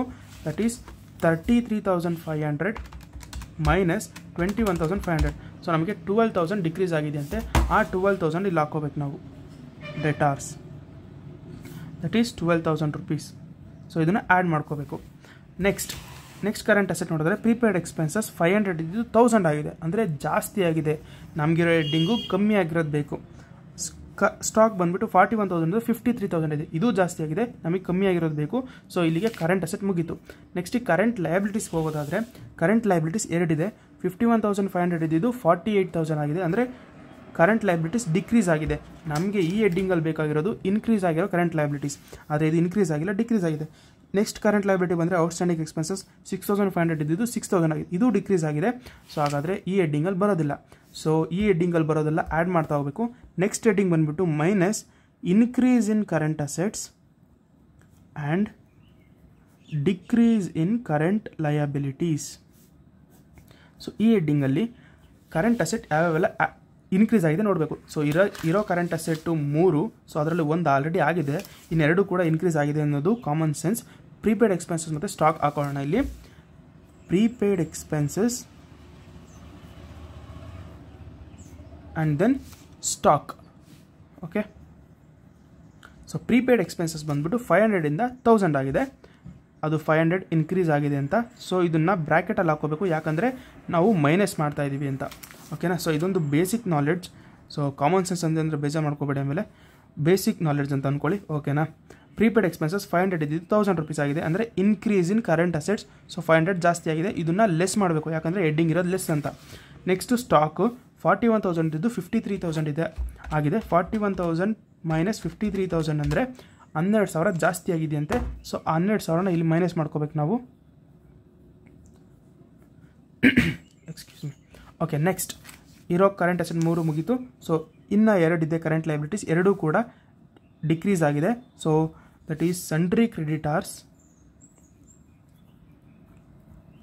And then outstanding expenses. So 51,500 ಇದ್ದಿದ್ದು 48,000 ಆಗಿದೆಯಂತೆ, ಅಂದರೆ 3,500 ರುಪೀಸ್ ಕಮ್ಮಿ ಆಗಿದೆ. ಓಕೆ, 3,500 ರುಪೀಸ್ ಹಾಕೋಣ. ಈ ಹೆಡ್ಡಿಂಗಲ್ಲಿ ಡಿಕ್ರೀಸ್ ಆಗಿರೋ ಕರೆಂಟ್ ಲಯಬಿಲಿಟೀಸ್ ಹಾಕೋಬೇಕು. ನೆಕ್ಸ್ಟ್ 6,500 ಇದ್ದಿದ್ದು 6,000 ಆಗೈತೆ ಅಂದರೆ 500 ರೂಪಾಯಿ ಕಮ್ಮಿ ಆಗಿದೆ. ಸೊ ಇವಿಷ್ಟು ಟೋಟಲ್ ಮಾಡ್ಕೊಳ್ಳೋಣ. ದಟ್ ಈಸ್ 500, 12,000, 3,500 ಆ್ಯಂಡ್ 500, 16,500 ರುಪೀಸ್ ಬರುತ್ತೆ. ಈ 16,500ನ ಔಟರ್ ಕಾಲಮ್ಗೆ ಹಾಕೋಣ. 16,500. ಸೊ ಇದನ್ನು ಲೆಸ್ ಮಾಡ್ಕೋಬೇಕು ನಾವು. ಸೊ ಇದಿಷ್ಟು ಕ್ಯಾಲ್ಕುಲೇಟ್ ಮಾಡಿದ್ರೆ ಕ್ಯಾಶ್ ಫ್ಲೋ ಫ್ರಮ್ ನಮ್ಗೆ ಆಪರೇಟಿಂಗ್ ಆ್ಯಕ್ಟಿವಿಟೀಸ್ ಸಿಗ್ತಾ ಹೋಗುತ್ತೆ. Operating activities. ಸೊ ಹಾಗಾದರೆ ನೋಡೋಣ. 21,000 ರುಪೀಸ್ ಇಲ್ಲಿವರೆಗೂ ಕ್ಯಾಲ್ಕುಲೇಟ್ ಮಾಡಿದ್ದೀವಿ ನಾವು. ಸೊ ಇಲ್ಲಿಂದ 12,000ನ ಆ್ಯಡ್ ಮಾಡ್ಕೋಬೇಕು. ಹಾಗಾದರೆ 21,000ಗೆ 12,000ನ ಆ್ಯಡ್ ಮಾಡಿದ್ರೆ ನಮಗೆ 33,000 ರುಪೀಸ್ ಆಗುತ್ತೆ. 33,000ಅಲ್ಲಿ ಮೈನಸ್ 16,500 ಮಾಡಿದ್ರೆ ನಮಗೆ 16,500 ರುಪೀಸೇ ಉಳ್ಕೊಳ್ಳುತ್ತೆ. ಹಾಗಾದರೆ ಹಾಕೋಣ. Cash flow from operating activities is 16,500 rupees. So ಯಾವುದೇ ರೀತಿ ಟ್ಯಾಕ್ಸ್ ಕೊಟ್ಟಿಲ್ಲ, ಇದನ್ನೇ cash flow from operating activities after tax ಅಂತ ಡಿಕ್ಲೇರ್ ಮಾಡ್ಕೋಬೇಕು. ಸೊ ಅದಾದಮೇಲೆ ಫಸ್ಟ್ ಹೆಡ್ಡಿಂಗ್ ಮುಗೀತು. Second heading investing activities. So ಇದರಲ್ಲಿ ಇನ್ವೆಸ್ಟಿಂಗ್ ಆ್ಯಕ್ಟಿವಿಟೀಸ್ ಏನೇನೆಲ್ಲ ಆಗಿದೆ ಅಂದರೆ ನಮಗೆ ಇನ್ವೆಸ್ಟಿಂಗ್ ಆ್ಯಕ್ಟಿವಿಟೀಸ್ ಕಂಪ್ಲೀಟ್ ನಮಗೆ ಅಡ್ಜಸ್ಟ್ಮೆಂಟಲ್ಲಿ ಸಿಗ್ತಾ ಹೋಗುತ್ತೆ. ಸೊ ನಾವಿಲ್ಲಿ ಪರ್ಚೇಸ್ ಆಫ್ ಮೆಷಿನರಿ ಮಾಡಿದ್ದೀವಿ. 15,000ಗೆ ಹಾಕೋಬೇಕು purchase of machinery.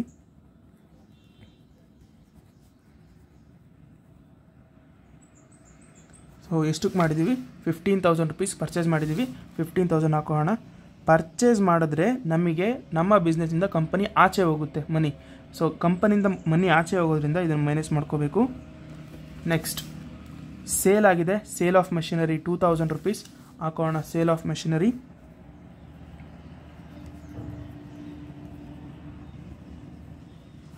That is 2,000. Machinery sale ಆದರೆ ನಮಗೆ ಕ್ಯಾಶ್ ಇನ್ಫ್ಲೋ ಆಗುತ್ತೆ, ನಮಗೆ ದುಡ್ಡು ಬರುತ್ತೆ. ಮಷಿನ್ ಕೊಟ್ಟಿದ್ದೀವಿ, ನಮಗೆ ದುಡ್ಡು ಕೊಟ್ಟಿದ್ದಾರೆ 2,000 ರೂಪಾಯಿ. ಸೊ ಇದನ್ನು ಆ್ಯಡ್ ಮಾಡ್ಕೋಬೇಕು. ನೆಕ್ಸ್ಟ್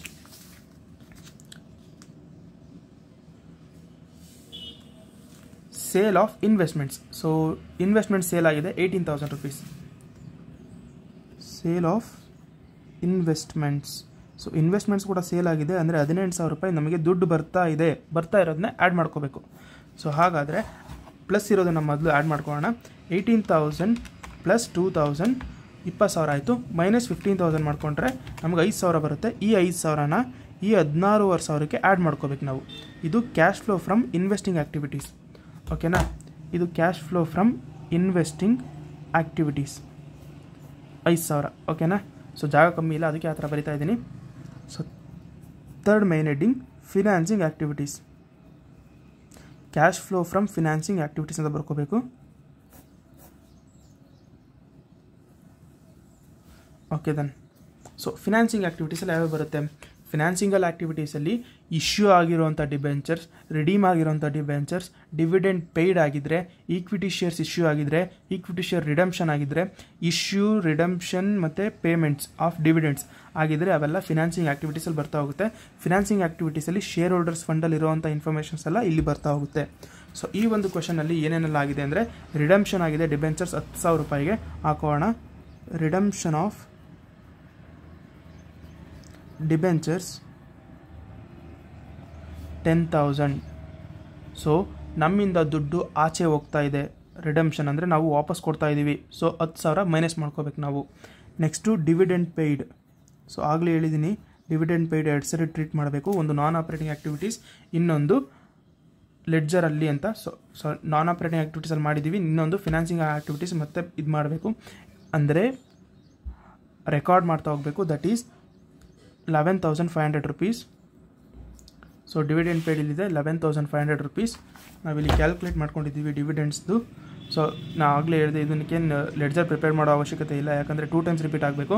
ಒಂದು ನಾನ್ ಆಪರೇಟಿಂಗ್ ಲೆಡ್ಜರ್ ಬಿಟ್ಬಿಡಿ, ಒಂದು ನಾನ್ ಆಪರೇಟಿಂಗ್ ಆ್ಯಕ್ಟಿವಿಟೀಸಲ್ಲಿ ಪ್ರಿಪೇರ್ ಮಾಡಿದ್ದೀವಿ, ಇನ್ನೊಂದು ಫಿನಾನ್ಸಿಂಗ್ ಆ್ಯಕ್ಟಿವಿಟೀಸಲ್ಲಿ ಪ್ರಿಪೇರ್ ಮಾಡ್ತಾ ಇದ್ದೀವಿ 11,500 ರೂಪೀಸ್. ಓಕೆನಾ, ಸೊ ಇವೆರಡನ್ನೂ ಆ್ಯಡ್ ಮಾಡಿಕೊಂಡ್ರೆ ನಮಗೆ 11,500 ಪ್ಲಸ್ 10,000 ಮಾಡಿಕೊಂಡ್ರೆ 21,500 ಬರುತ್ತೆ. 21,500 ಕೂಡ ಲೆಸ್ ಮಾಡ್ತಾ ಹೋಗಬೇಕು, ಯಾಕಂದರೆ ಇವೆರಡು ಮೈನಸ್ ಮಾಡಬೇಕು, ಯಾಕಂದರೆ ನಮ್ಮಿಂದ ದುಡ್ಡು ಆಚೆ ಹೋಗ್ತಾ ಇದೆ. ಸೊ ಹಾಗಾದರೆ ಇಲ್ಲಿವರೆಗೂ ನಾವು ಕ್ಯಾಲ್ಕುಲೇಟ್ ಮಾಡ್ಕೊಂಡಿದ್ದೀವಿ. ಮುಂದಕ್ಕೆ ಕ್ಯಾಲ್ಕುಲೇಟ್ ಮಾಡ್ಕೊಳ್ಳೋಣ. 16,500 ಪ್ಲಸ್ 5,000 21,500 ಆಯಿತು. ಇಲ್ಲೂ 21,500 ಇರುತ್ತೆ. ಮೈನಸ್ 21,500 ಮಾಡಿದ್ರೆ ನಮಗೆ 0 ಬ್ಯಾಲೆನ್ಸ್ ಬರುತ್ತೆ. ಹಾಗಾದರೆ ಈ 0 ಬಂದ್ಬಿಟ್ಟು ಏನಂತ ಕರಿತೀವಿ ಅಂದರೆ ಕ್ಯಾಶ್ ಫ್ಲೋಸ್ ಫ್ರಮ್ 1 2 3 ಹೆಡ್ಡಿಂಗ್ಸ್ ಹಾಕಿದ್ದೀವಲ್ಲ ಅದರಿಂದ. ಸೊ ಈ 0ಗೆ ನಾವು ಓಪನಿಂಗ್ ಕ್ಯಾಶ್ ಬ್ಯಾಲೆನ್ಸ್ನ ಆ್ಯಡ್ ಮಾಡ್ಕೋಬೇಕು. ಓಪನಿಂಗ್ ಕ್ಯಾಶ್ ಬ್ಯಾಲೆನ್ಸ್ ಆ್ಯಡ್ ಮಾಡಿದಾಗ ನಮಗೆ ಕ್ಲೋಸಿಂಗ್ ಕ್ಯಾಶ್ ಬ್ಯಾಲೆನ್ಸ್ ಬಂತು ಅಂದರೆ ನಾವು ಮಾಡಿರೋ ಆನ್ಸರ್ ಕರೆಕ್ಟಾಗಿದೆ ಅಂತ ಅರ್ಥ. ಸೊ ಕ್ಯಾಶ್ ಇನ್ಫಾರ್ಮೇಷನ್ ಕೊಟ್ಟಿದ್ದಾರೆ ಇಲ್ಲಿ 45,000 ಓಪನಿಂಗ್ ಇದೆ. ಸೊ ಆ 45,000ನ ಆ್ಯಡ್ ಮಾಡ್ಕೊಳ್ಳೋಣ. ಸೊ 0ಗೆ 45,000 ಆ್ಯಡ್ ಮಾಡಿದ್ರೆ 45,000 ರೂಪೀಸೇ ಬರುತ್ತೆ. ಇದು ಕ್ಲೋಸಿಂಗ್ ಬ್ಯಾಲೆನ್ಸ್ ಆಗಿರಬೇಕು, closing cash balance. So balance ಶೀಟಲ್ಲಿ ಒಂದ್ಸರಿ ನೋಡ್ಕೋಬೇಕು ಕರೆಕ್ಟಾಗಿದೆಯಾ ಅಂತ. ಸೊ ಕ್ಲೋಸಿಂಗ್ ಕ್ಯಾಶ್ ಬ್ಯಾಲೆನ್ಸ್ ಕೂಡ 45,000 ಬಂದಿರೋದ್ರಿಂದ ನಮಗೂ ಕ್ಲೋಸಿಂಗ್ ಕ್ಯಾಶ್ ಬ್ಯಾಲೆನ್ಸ್ 45,000 ಬಂದಿದೆ. ಹಾಗಾದರೆ ನಾವು ಮಾಡಿರೋಂಥ ಪ್ರಾಬ್ಲಮ್ ಕಂಪ್ಲೀಟ್ ಕರೆಕ್ಟಾಗಿದೆ ಅಂತ. ಸೊ ಇಲ್ಲೇ ನೀವು ಕರೆಕ್ಟಾಗಿ ಅನಲೈಸ್ ಮಾಡ್ಕೋಬೋದು, ನಮ್ಗೆ ಕರೆಕ್ಟಾಗಿ 100 ಮಾರ್ಕ್ಸ್ ಬರುತ್ತೆ ಅಂತ. ಸೊ ಇಷ್ಟು ಮಾಡಿದ್ರೆ ನಮಗೆ ಈಸಿಯಾಗಿ 12 ಮಾರ್ಕ್ಸ್ ಸಿಗ್ತಾ ಹೋಗುತ್ತೆ. ಫಾರ್ಮುಲಾಸ್ ಅಂದರೆ ಲೆಡ್ಜರ್ ಎಲ್ಲೆಲ್ಲಿ ಹಾಕಬೇಕು ಅಂತ ಕರೆಕ್ಟಾಗಿ ತಿಳ್ಕೊಂಡಿರಬೇಕು, ಎಲ್ಲಿ ಓಪನ್ ಆಗುತ್ತೆ ಎಲ್ಲಿ ಕ್ಲೋಸ್ ಆಗುತ್ತೆ ಅಂತ. ಸೊ ಇದಿಷ್ಟು ಕ್ಯಾಶ್ ಫ್ಲೋ ಸ್ಟೇಟ್ಮೆಂಟ್ಸ್. ಇದಾದಮೇಲೆ ನೆಕ್ಸ್ಟ್ ಕ್ವಶನ್ ಬಂದುಬಿಟ್ಟು ಕಂಪ್ಯಾರಿಟಿವ್ ಬ್ಯಾಲೆನ್ಸ್ ಶೀಟ್ ಇದೆ. ಸೊ ಕಂಪ್ಯಾರಿಟಿವ್ ಬ್ಯಾಲೆನ್ಸ್ ಶೀಟ್ ನೋಡ್ತಾ ಹೋಗೋಣ ಏನೇನು ಅಂತ. ಸೊ ಕಂಪ್ಯಾರಿಟಿವ್ ಬ್ಯಾಲೆನ್ಸ್ ಶೀಟ್ ಅಲ್ಲ, comparative income statement. Okay, heading ಕೊಟ್ಟಿದ್ದಾರೆ. Income statement of a concern given for the year ending 31/3/2023. Rearrange the figures in comparative form. Comparative statement ನಾವು prepare ಮಾಡಬೇಕು and analyse the probability concern. Thereafter give the interpretation. So interpretation ಕೊಡಬೇಕಂತೆ ನಾವು 12 ಮಾರ್ಕ್ಸಿಗೆ interpretation ಕೊಡಬೇಕು. ಹಾಗಾದರೆ cost of goods sold ಕೊಟ್ಟಿದ್ದಾರೆ, sales ಕೊಟ್ಟಿದ್ದಾರೆ, and then sales returns ಕೊಟ್ಟಿದ್ದಾರೆ. ಸೇಲ್ಸ್ ಮೈನಸ್ ಸೇಲ್ಸ್ ರಿಟರ್ನ್ಸ್ ಮಾಡಿದ್ರೆ ನಮಗೆ ನೆಟ್ ಸೇಲ್ಸ್ ಸಿಗ್ತಾ ಹೋಗುತ್ತೆ. ಓಕೆನಾ, ಸೊ ನೆಟ್ ಸೇಲ್ಸಲ್ಲಿ minus cost of goods sold ಮಾಡಿದ್ರೆ ನಮಗೆ ಗ್ರಾಸ್ ಪ್ರಾಫಿಟ್ ಸಿಗ್ತಾ ಹೋಗುತ್ತೆ. ಈ ಕಾಸ್ಟ್ ಆಫ್ ಗೂಡ್ಸ್ನ ಲೆಸ್ ಮಾಡಬೇಕು. ಸೊ ಅದಾದಮೇಲೆ ಆಪರೇಟಿಂಗ್ ಎಕ್ಸ್ಪೆನ್ಸಸ್ನ ರೆಕಾರ್ಡ್ ಮಾಡ್ತಾ ಹೋಗಬೇಕು. General and administration expenses, selling expenses, and then other operating expenses, ಇವು ಮೂರನ್ನು ಆ್ಯಡ್ ಮಾಡಬೇಕು. ಅದಾದಮೇಲೆ ನಾನ್ ಆಪರೇಟಿಂಗ್ ಎಕ್ಸ್ಪೆನ್ಸಸ್ನ ಲೆಸ್ ಮಾಡ್ತಾ ಹೋಗಬೇಕು. ಇಂಟ್ರೆಸ್ಟ್ ಪೇಯ್ಡ್ ಆಗಿರ್ಬೋದು, ಡಿಪ್ರಿಸಿಯೇಷನ್ ಆಗಿರ್ಬೋದು, ಇನ್ಕಮ್ ಟ್ಯಾಕ್ಸ್ ಆಗಿರ್ಬೋದು, ಇವು ಮೂರು ಕೂಡ ನಾನ್ ಆಪರೇಟಿಂಗ್ ಎಕ್ಸ್ಪೆನ್ಸಸ್ ಬರ್ತಾ ಹೋಗುತ್ತೆ. ದೆನ್ ಅದರ್ ಇನ್ಕಮ್, ಸೊ ಇಲ್ಲಿ ನಾನ್ ಆಪರೇಟಿಂಗ್ ಎಕ್ಸ್ಪೆನ್ಸಸ್ ಕೂಡ ಇದೆ. ಸೊ ಇದನ್ನು ಕೂಡ ಇದಕ್ಕೆ ಆ್ಯಡ್ ಮಾಡ್ಕೊಂಡು ಲೆಸ್ ಮಾಡಬೇಕು. ಸೊ ಅದಾದಮೇಲೆ ಅದರ್ ಇನ್ಕಮ್ಸ್ ಕೊಟ್ಟಿದ್ದಾರೆ. ಅದರ್ ಇನ್ಕಮ್ಸ್ ಬಂದುಬಿಟ್ಟು ನಾನ್ ಆಪರೇಟಿಂಗ್ ಇನ್ಕಮ್ಸ್ ಬರ್ತಾ ಹೋಗುತ್ತೆ. ನಾನ್ ಆಪರೇಟಿಂಗ್ ಇನ್ಕಮ್ಸ್ನ ಆ್ಯಡ್ ಮಾಡ್ತಾ ಹೋಗಬೇಕು. ಓಕೆನಾ. ಸೊ ಇದಿಷ್ಟನ್ನ ನಾವು ಕ್ಲಿಯರಾಗಿ ಮಾಡಿದ್ರೆ ಆರಾಮಾಗಿ 12 ಮಾರ್ಕ್ಸ್ ಸಿಗ್ತಾ ಹೋಗುತ್ತೆ. ಸೊ ಫಾರ್ಮೆಟ್ ರೆಡಿ ಮಾಡ್ಕೊಳ್ಳೋಣ.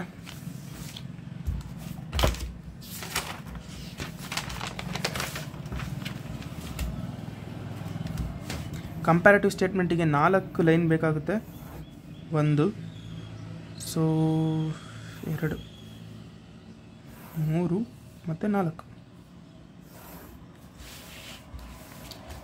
ಇಷ್ಟು ಫಾರ್ಮೆಟ್ ರೆಡಿ ಮಾಡ್ಕೋಬೇಕು.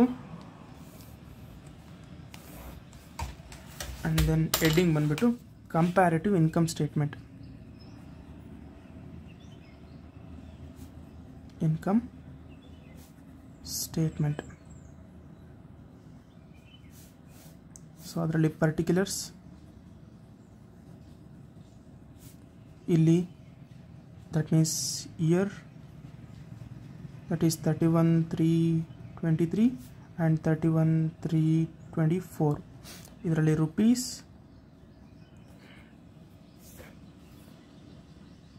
ಇದರಲ್ಲೂ ಕೂಡ ರುಪೀಸ್, ಇದರಲ್ಲೂ ಕೂಡ ರುಪೀಸ್, ಇದರಲ್ಲಿ ಪರ್ಸೆಂಟೇಜ್. ಸೊ ಹೆಡಿಂಗ್ ತಪ್ಪಾಗುತ್ತೆ. ಓಕೆ, ಒಂದು ನಿಮಿಷ. ಸೊ ಇದು 31/3/23 ಅಮೌಂಟ್ ಹಾಕೋಬೇಕು. ಇಲ್ಲಿ 31/3/24ನ ಅಮೌಂಟ್ ಹಾಕೋಬೇಕು. ಇಲ್ಲಿ ಇನ್ಕ್ರೀಸ್ ಆರ್ ಡಿಕ್ರೀಸ್, ಒಂದು ಇಲ್ಲಿ ಇನ್ಕ್ರೀಸ್ ಹಾಕೋಬೇಕು, ಇಲ್ಲ ಡಿಕ್ರೀಸ್ ಹಾಕೋಬೇಕು. ಇಲ್ಲಿ ರುಪೀಸ್ ಇನ್ಕ್ರೀಸ್ ಡಿಕ್ರೀಸ್ ರುಪೀಸಲ್ಲಿ ಎಷ್ಟಾಗಿದೆ, ಪರ್ಸೆಂಟೇಜಲ್ಲಿ ಎಷ್ಟಾಗಿದೆ ಅಂತ ಹಾಕೊಳ್ತಾ ಹೋಗಬೇಕು. ದಟ್ ಮೀನ್ಸ್ ಈ ಲೈನಲ್ಲಿ ಈ ಅಮೌಂಟ್ ಹಾಕೊಂಡು ಹೋಗಬೇಕು, ಈ ಲೈನಲ್ಲಿ ಈ ಅಮೌಂಟ್ಗಳನ್ನ ಹಾಕೊಂಡು ಹೋಗಬೇಕು. ಓಕೆನಾ. ಸೊ ಕ್ಯಾಲ್ಕುಲೇಟ್ ಮಾಡ್ತಾ ಹೋಗೋಣ. ಸೊ ಫಸ್ಟಿಗೆ ನೆಟ್ ಸೇಲ್ಸ್ ಹಾಕೊಳ್ಬೇಕು. ಸೊ ನೆಟ್ ಸೇಲ್ಸ್ನ ನಾವು ಇಲ್ಲೇ ಕ್ಯಾಲ್ಕುಲೇಟ್ ಮಾಡ್ಕೋಬೇಕು. That is sales minus sales returns. 7,90,000 minus 5,000 ಮಾಡಿಕೊಟ್ರೆ ನಮಗೆ 7,85,000 ಬರುತ್ತೆ. ಸೊ ಅದನ್ನು ನೆಟ್ ಸೇಲ್ಸ್ ಹಾಕೋಣ. 7,85,000. ಆಫ್ಟರ್ ದ್ಯಾಟ್ 9,50,000 ಇದೆ 24ಅಲ್ಲಿ, ಮೈನಸ್ ಸೇಲ್ಸ್ ರಿಟರ್ನ್ಸ್ ಬಂದುಬಿಟ್ಟು 50,000 ಇದೆ. So 9 lakh rupees net sales ಆಗುತ್ತೆ. So 9 lakh net sales. So ಫಸ್ಟಿಗೆ ಇವೆರಡು ಕಾಲಮ್ನ ಫಿಲ್ ಮಾಡ್ಕೊಳ್ತಾ ಹೋಗೋಣ, ಆಮೇಲೆ ಇವೆರಡು ಈಸಿಯಾಗಿ ಮಾಡ್ಕೊಳ್ತಾ ಹೋಗ್ಬೋದು. ಸೊ ನೆಟ್ ಸೇಲ್ಸಿಗೆ ಕಾಸ್ಟ್ ಆಫ್ ಗೂಡ್ಸ್ ಸೋಲ್ಡ್ ಕೊಟ್ಟಿದ್ದಾರೆ, ಅದನ್ನು ಲೆಸ್ ಮಾಡ್ಕೋಬೇಕು. ಕಾಸ್ಟ್ ಆಫ್ ಗೂಡ್ಸ್ ಸೋಲ್ಡ್ ಬಂದು 4,50,000, 5 lakh ಇದೆ ಹಾಕೋಣ. 4,50,000 ಆ್ಯಂಡ್ ದೆನ್ 5 lakh. ಸೊ ಇದು ಮಾಡಿಕೊಟ್ರೆ ನಮಗೆ ಗ್ರಾಸ್ ಪ್ರಾಫಿಟ್ ಸಿಗ್ತಾ ಹೋಗುತ್ತೆ. That is G P. Gross profit ಅಂದರೆ 7,85,000 ಮೈನಸ್ 4,50,000. ಸೊ 3,35,000 rupees ಬರುತ್ತೆ 2023ಗೆ. ಸೊ ಹಾಗಾದರೆ 4 lakh rupees 24ಗೆ ಬರುತ್ತೆ. 9 lakh minus 5 lakh that is 4 lakh. ಓಕೆನಾ. ಸೊ ಅದಾದಮೇಲೆ ಈಗ ಬರುವಂಥದ್ದು operating expenses less operating expenses.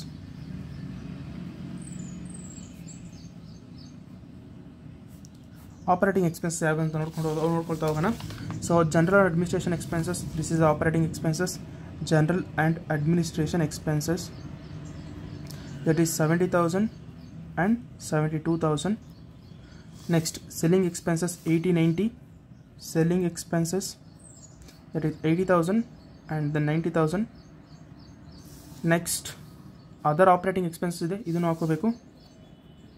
Other operating expenses 20,000, 80,000, 20,000 and 18,000.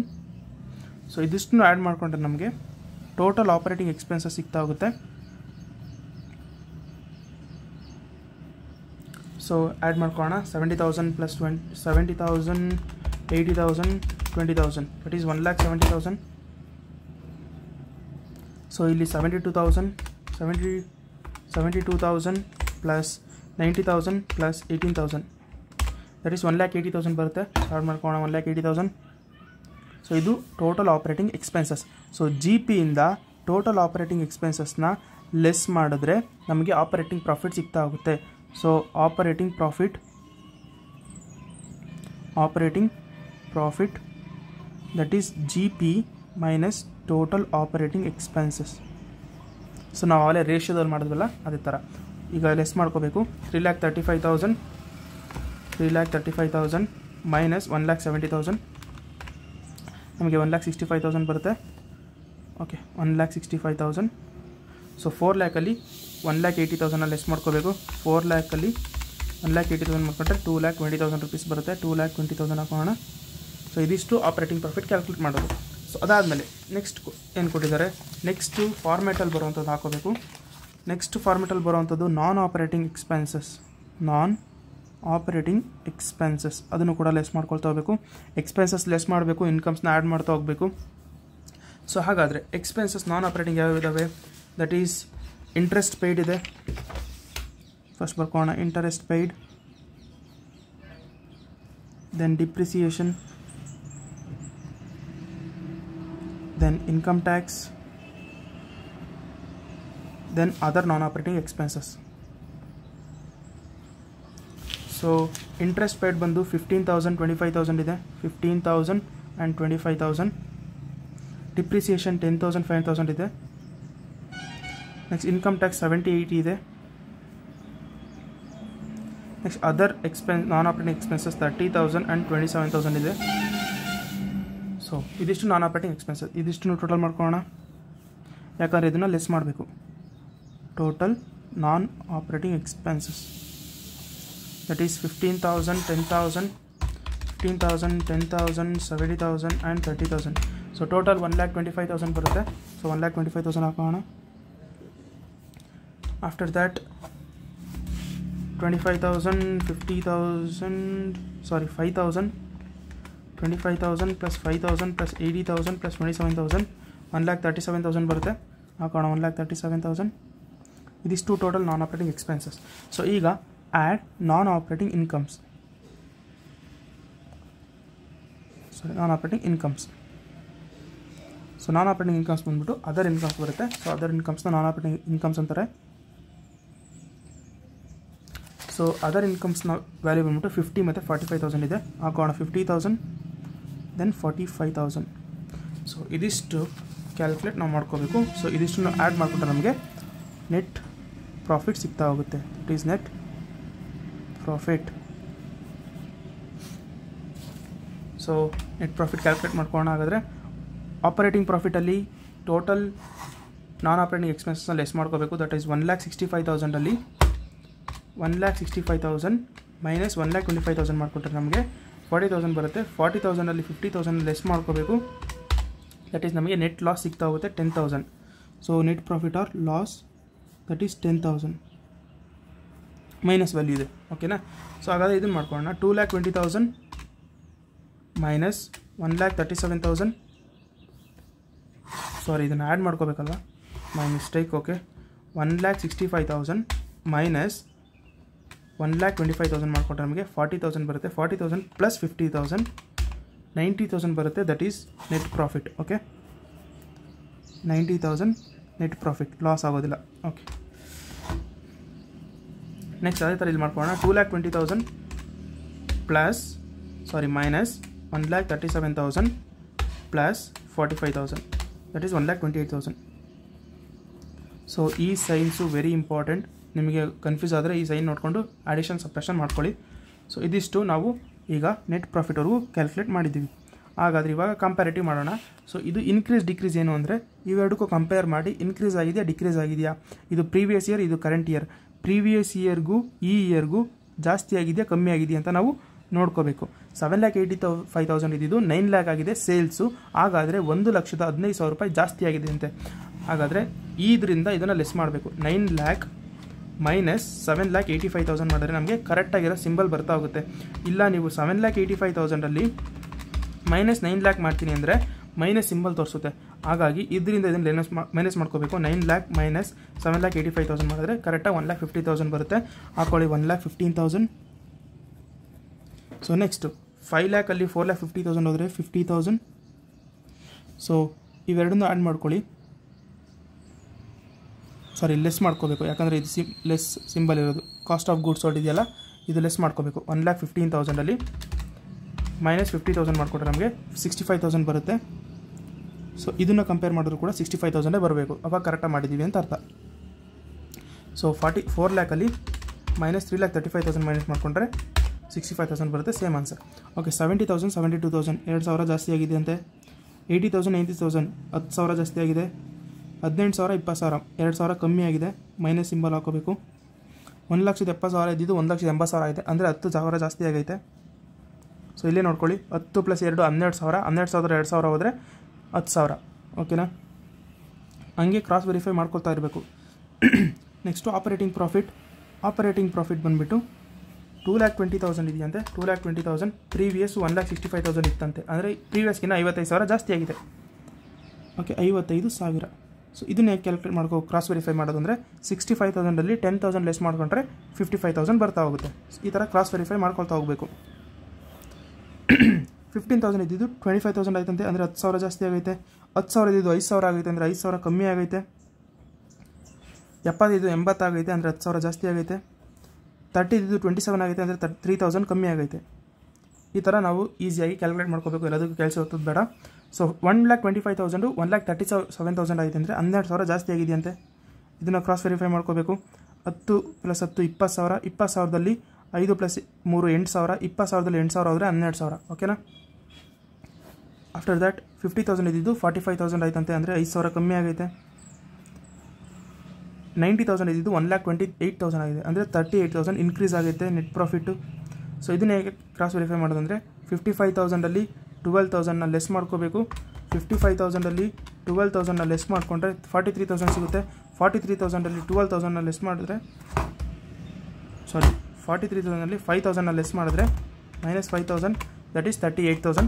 So ಇಲ್ಲೂ ಕೂಡ 38,000 ಬಂದಿದೆ, ಅದಕ್ಕೆ ನಾವು ಮಾಡಿರೋಂಥ ಪ್ರಾಬ್ಲಮ್ ಕರೆಕ್ಟಾಗಿ ಹೋಗ್ತಾ ಇದೆ. ಸೊ ಈಗ ಪರ್ಸೆಂಟೇಜ್ ಕ್ಯಾಲ್ಕುಲೇಟ್ ಮಾಡೋದು ಹೇಗೆ ಅಂದರೆ 1,50,000 ಡಿವೈಡೆಡ್ ಬೈ ಬೇಸ್ ಇಯರ್ ಇದನ್ನು ಮಾಡ್ಕೋಬೇಕು. ಫಸ್ಟ್ ಕಾಲಮ್ ಏನಿದೆ ಇದನ್ನೆಲ್ಲ ಡಿನಾಮಿನೇಟರ್ ಮಾಡ್ಕೋಬೇಕು. 1,15,000 divided by 7,85,000, 50,000 divided by 4,50,000, 65,000 divided by 3,35,000, 2,000 divided by 70,000. ಈ ಥರ ಡಿವೈಡ್ ಮಾಡ್ಕೊಂಡ್ರೆ ನಮಗೆ ಪರ್ಸೆಂಟೇಜ್ ಸಿಗ್ತಾ ಹೋಗುತ್ತೆ. ಸೊ ಕ್ಯಾಲ್ಕುಲೇಟ್ ಮಾಡ್ಕೊಳ್ತಾ ಹೋಗೋಣ. 1,15,000 ಡಿವೈಡೆಡ್ ಬೈ 7,85,000 ಮಾಡಿದ್ರೆ ನಮಗೆ 14.64% ಸಿಗುತ್ತೆ. ಸೊ ಇದನ್ನು ಹಾಕ್ಕೊಳ್ತಾ ಹೋಗೋಣ. 14.64% ಹಾಕೋ ಅವಶ್ಯಕತೆ ಇಲ್ಲ, ಇಲ್ಲಿ ಮೇಲ್ಗಡೆ ಡಿನೋಟ್ ಮಾಡಿದ್ದೀವಿ ನಾವು. ಸೊ ಹಾಗೆ 50,000 ಡಿವೈಡೆಡ್ ಬೈ 4,50,000 ಮಾಡಿಕೊಟ್ರೆ ನಮಗೆ 11.11 ಬರುತ್ತೆ. 11.11. ನೆಕ್ಸ್ಟ್ 65,000 ಡಿವೈಡೆಡ್ ಬೈ 3,35,000 ಮಾಡಿಕೊಂಡ್ರೆ ನಮಗೆ 19.40 ಬರುತ್ತೆ. 19.40. ದೆನ್ 2,000 ಡಿವೈಡೆಡ್ ಬೈ 70,000 ಮಾಡಿಕೊಂಡ್ರೆ ನಮಗೆ 285 ಬರುತ್ತೆ, ಅಂದರೆ ಅಷ್ಟು ಜಾಸ್ತಿ ಆಗಿದೆ ಅಂತ. Next 10,000 divided by 80,000 12.5. 2,000 divided by 70,000 2.85. Okay, 2.85. 2,000 minus ಇದೆ. 2,000 divided by 20,000 that is 10%. Minus ತೋರಿಸ್ಬೇಕಿಲ್ಲಿ, -10. Then 10,000 divided by 1,70,000 that is 5.88. Next 55,000 divided by 1,65,000 that is 33.33%. 10,000 divided by 15,000 that is 66.67%. ಇದು ಮೈನಸ್ ಏನಿದೆ. 5,000 divided by 10,000 that is 50%, -50%. Then 10,000 divided by 70,000 that is 14.28. ಇಲ್ಲಿ minus symbol ಇದೆ. 10%. 3,000 divided by 30,000 10%, -10. So ಇಲ್ಲಿ 12,000 divided by 1,25,000 that is 9.6%. Next minus symbol ಇದೆ. -10. 5,000 divided by 50,000 -10. Okay, next 38,000 divided by 90,000 that is 42.22%. So ಇದಿಷ್ಟು ನಾವು calculate ಮಾಡಬೇಕಾಗಿರೋಂಥದ್ದು. So ಇದಿಷ್ಟನ್ನು calculate ಮಾಡಿದ್ರೆ ನಮಗೆ ಈಸಿಯಾಗಿ ಸ್ಕೋರ್ ಆಗ್ತಾ ಹೋಗುತ್ತೆ. ಅಲ್ಲಿಂದ ಅಲ್ಲಿಗೆ ಕ್ರಾಸ್ ವೆರಿಫೈ ಮಾಡ್ಕೊಳ್ತಾ ಬರಬೇಕು, ಯಾವುದೇ ರೀತಿ ಪ್ರಾಬ್ಲಮ್ ಆಗೋದಿಲ್ಲ ಅವಾಗ. ಸೊ ಇದಾದಮೇಲೆ ಅವ್ರು ಹೇಳಿದ್ದಾರೆ therefore give the interpretation ಅಂತ. ಇಂಟರ್ಪ್ರಿಟೇಷನ್ ಯಾವ ರೀತಿ ಕೊಡೋದು ಅಂದರೆ ಕಂಪೇರ್ ಮಾಡಿಕೊಂಡು ನಾವು ಒಂದಷ್ಟು ಸೆಂಟೆನ್ಸ್ ಫಾರ್ಮೆಟಲ್ಲಿ ಬರಿತಾ ಹೋಗಬೇಕು. ಓಕೆನಾ? ಸೊ ಹಾಗಾದರೆ ಇದಕ್ಕೆ ಇಂಟರ್ಪ್ರಿಟೇಷನ್ ಯಾವ ರೀತಿ ಬರೀತು ಅಂತ ತೋರಿಸ್ತಾ ಹೋಗ್ತೀನಿ, ನೋಡ್ಕೊಳ್ಳಿ. ಯಾಕಂದರೆ ಇಂಟರ್ಪ್ರಿಟೇಷನಿಗೆ ಮಾರ್ಕ್ಸ್ ಇದೆ. ಸೊ ಇದನ್ನು ಕಂಪೇರ್ ಮಾಡಿಕೊಂಡು ನಾವು ಇಂಟರ್ಪ್ರಿಟೇಷನ್ ಬರಿತಾ ಹೋಗಬೇಕು. ಸೊ ನೆಟ್ ಸೇಲ್ಸ್ ನೋಡಿ 7,85,000 ಇದ್ದಿದ್ದು 9 lakh ಆಗಿದೆ. ಸೊ ಇದಕ್ಕೊಂದು ಇಂಟರ್ಪ್ರಿಟೇಷನ್ ಬರೀಬೇಕು. ಸೊ ಹೆಡ್ಡಿಂಗ್ ಹಾಕೋಣ ಇಂಟರ್ಪ್ರಿಟೇಷನ್.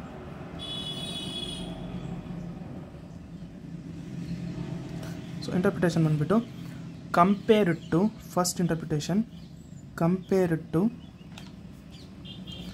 2024 and 23 ಅಲ್ವಾ.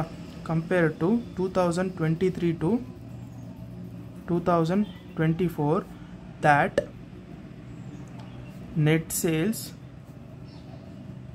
or cost of sales increased by 1,15,000 in rupees and 14.64%. Okay, ಇದಿಷ್ಟನ್ನು ತೋರಿಸ್ಬೇಕು. ನೆಕ್ಸ್ಟ್ ಅದಾದಮೇಲೆ gross profit also increased by 65,000. Okay, ಅದಾದಮೇಲೆ ಆಪರೇಟಿಂಗ್ ಪ್ರಾಫಿಟ್ನ ತೋರಿಸ್ಬೇಕು. Next main heading operating profit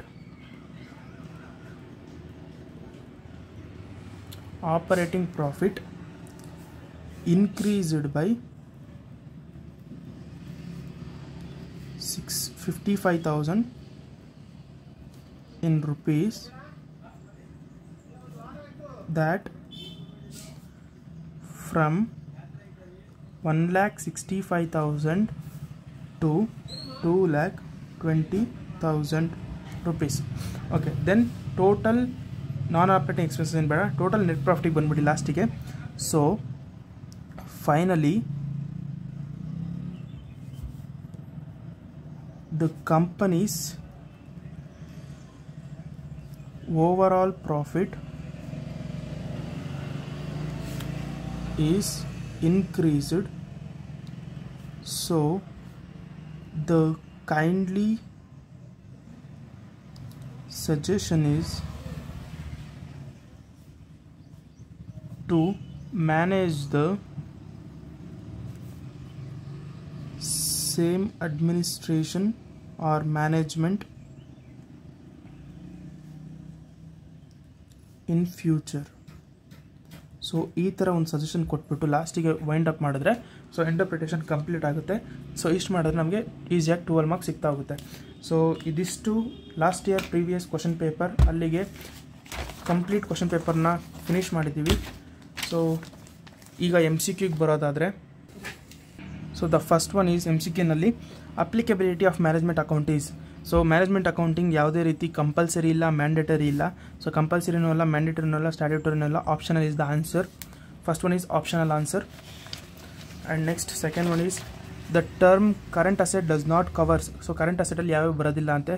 ಡೆಟಾಸ್ is a current asset, stock is a current asset, unclaimed dividend is not a current asset, prepaid expenses is a current asset, unclaimed dividend is liability, current liability idu. So current unclaimed dividend is the answer. And debt equity ratio is a relationship between long term debt, current asset alla, long fixed asset alla. So long term debt and equity question le ide, debt ಮತ್ತೆ equity, debt ಮತ್ತೆ equity, option D is the correct answer. Then which of the following is not included in cash flow from the operating activities? So operating activities ಅಲ್ಲಿ ಯಾವ್ದು ಬರೋದಿಲ್ಲ ಅಂತ ಹೇಳಿದರೆ, goodwill return of operating activities ಬರುತ್ತೆ, loss on sale of investment ಇದು ಕೂಡ operating activities, depreciation land and building ಇದು operating activities, purchase of land and buildings ಇದು ಬರೋದು ಇನ್ವೆಸ್ಟಿಂಗ್ ಆಕ್ಟಿವಿಟೀಸಲ್ಲಿ. So option D is the answer. So management audit is useful for suggesting for targets, yes. Assistance to management, yes. Relationship between staff, yes. All of the above is the answer. So next ಬರೋದಾದರೆ last MCQ, that is income statement of a company shows the financial position ತೋರಿಸುವಂಥದ್ದು, that is balance sheet. ಬೇರೆ MCQ ಅನ್ನು ಕೇಳಿದ್ರೆ ಬೇಕಾಗುತ್ತೆ balance sheet. Next profitability position of company, that is income statement. ಮಾತಾಡಿ ಬಾಯಿ ನೋವುತ್ತದೆ, ಏನು ಮಾಡೋದು boss. Profitability position of A companies income statement. So ಇದಕ್ಕೆ answer ಬಂದು option B. Total value of asset of A company ಇದು ಕೂಡ ಬ್ಯಾಲೆನ್ಸ್ ಶೀಟ್ ತೋರಿಸುತ್ತೆ. Cash flow statement cash flow ತೋರಿಸುತ್ತೆ. ಸೊ ಇದಕ್ಕೆ ಆನ್ಸರ್ ಬಂದುಬಿಟ್ಟು ಆಪ್ಷನ್ ಬಿ. ಓಕೆನಾ. ಸೊ ಇನ್ನು 2 ಮಾರ್ಕ್ಸನ್ನು ಹೇಳೋ ಅವಶ್ಯಕತೆ ಇಲ್ಲ. ಸೊ 4 ಮಾರ್ಕ್ಸಿಗೆ ಥಿಯರಿ ಓದ್ಕೊಳ್ತಾ ಇರಿ. ಸೊ ವಿಡಿಯೋ ಅರ್ಥ ಆಗಿದ್ರೆ, ಇಷ್ಟ ಆಗಿದ್ರೆ ಲೈಕ್ ಮಾಡಿ, ಶೇರ್ ಮಾಡಿ ಆ್ಯಂಡ್ ಸಬ್ಸ್ಕ್ರೈಬ್ ಮಾಡಿ guys. Thank you and see you in the next video and all the best for your exams.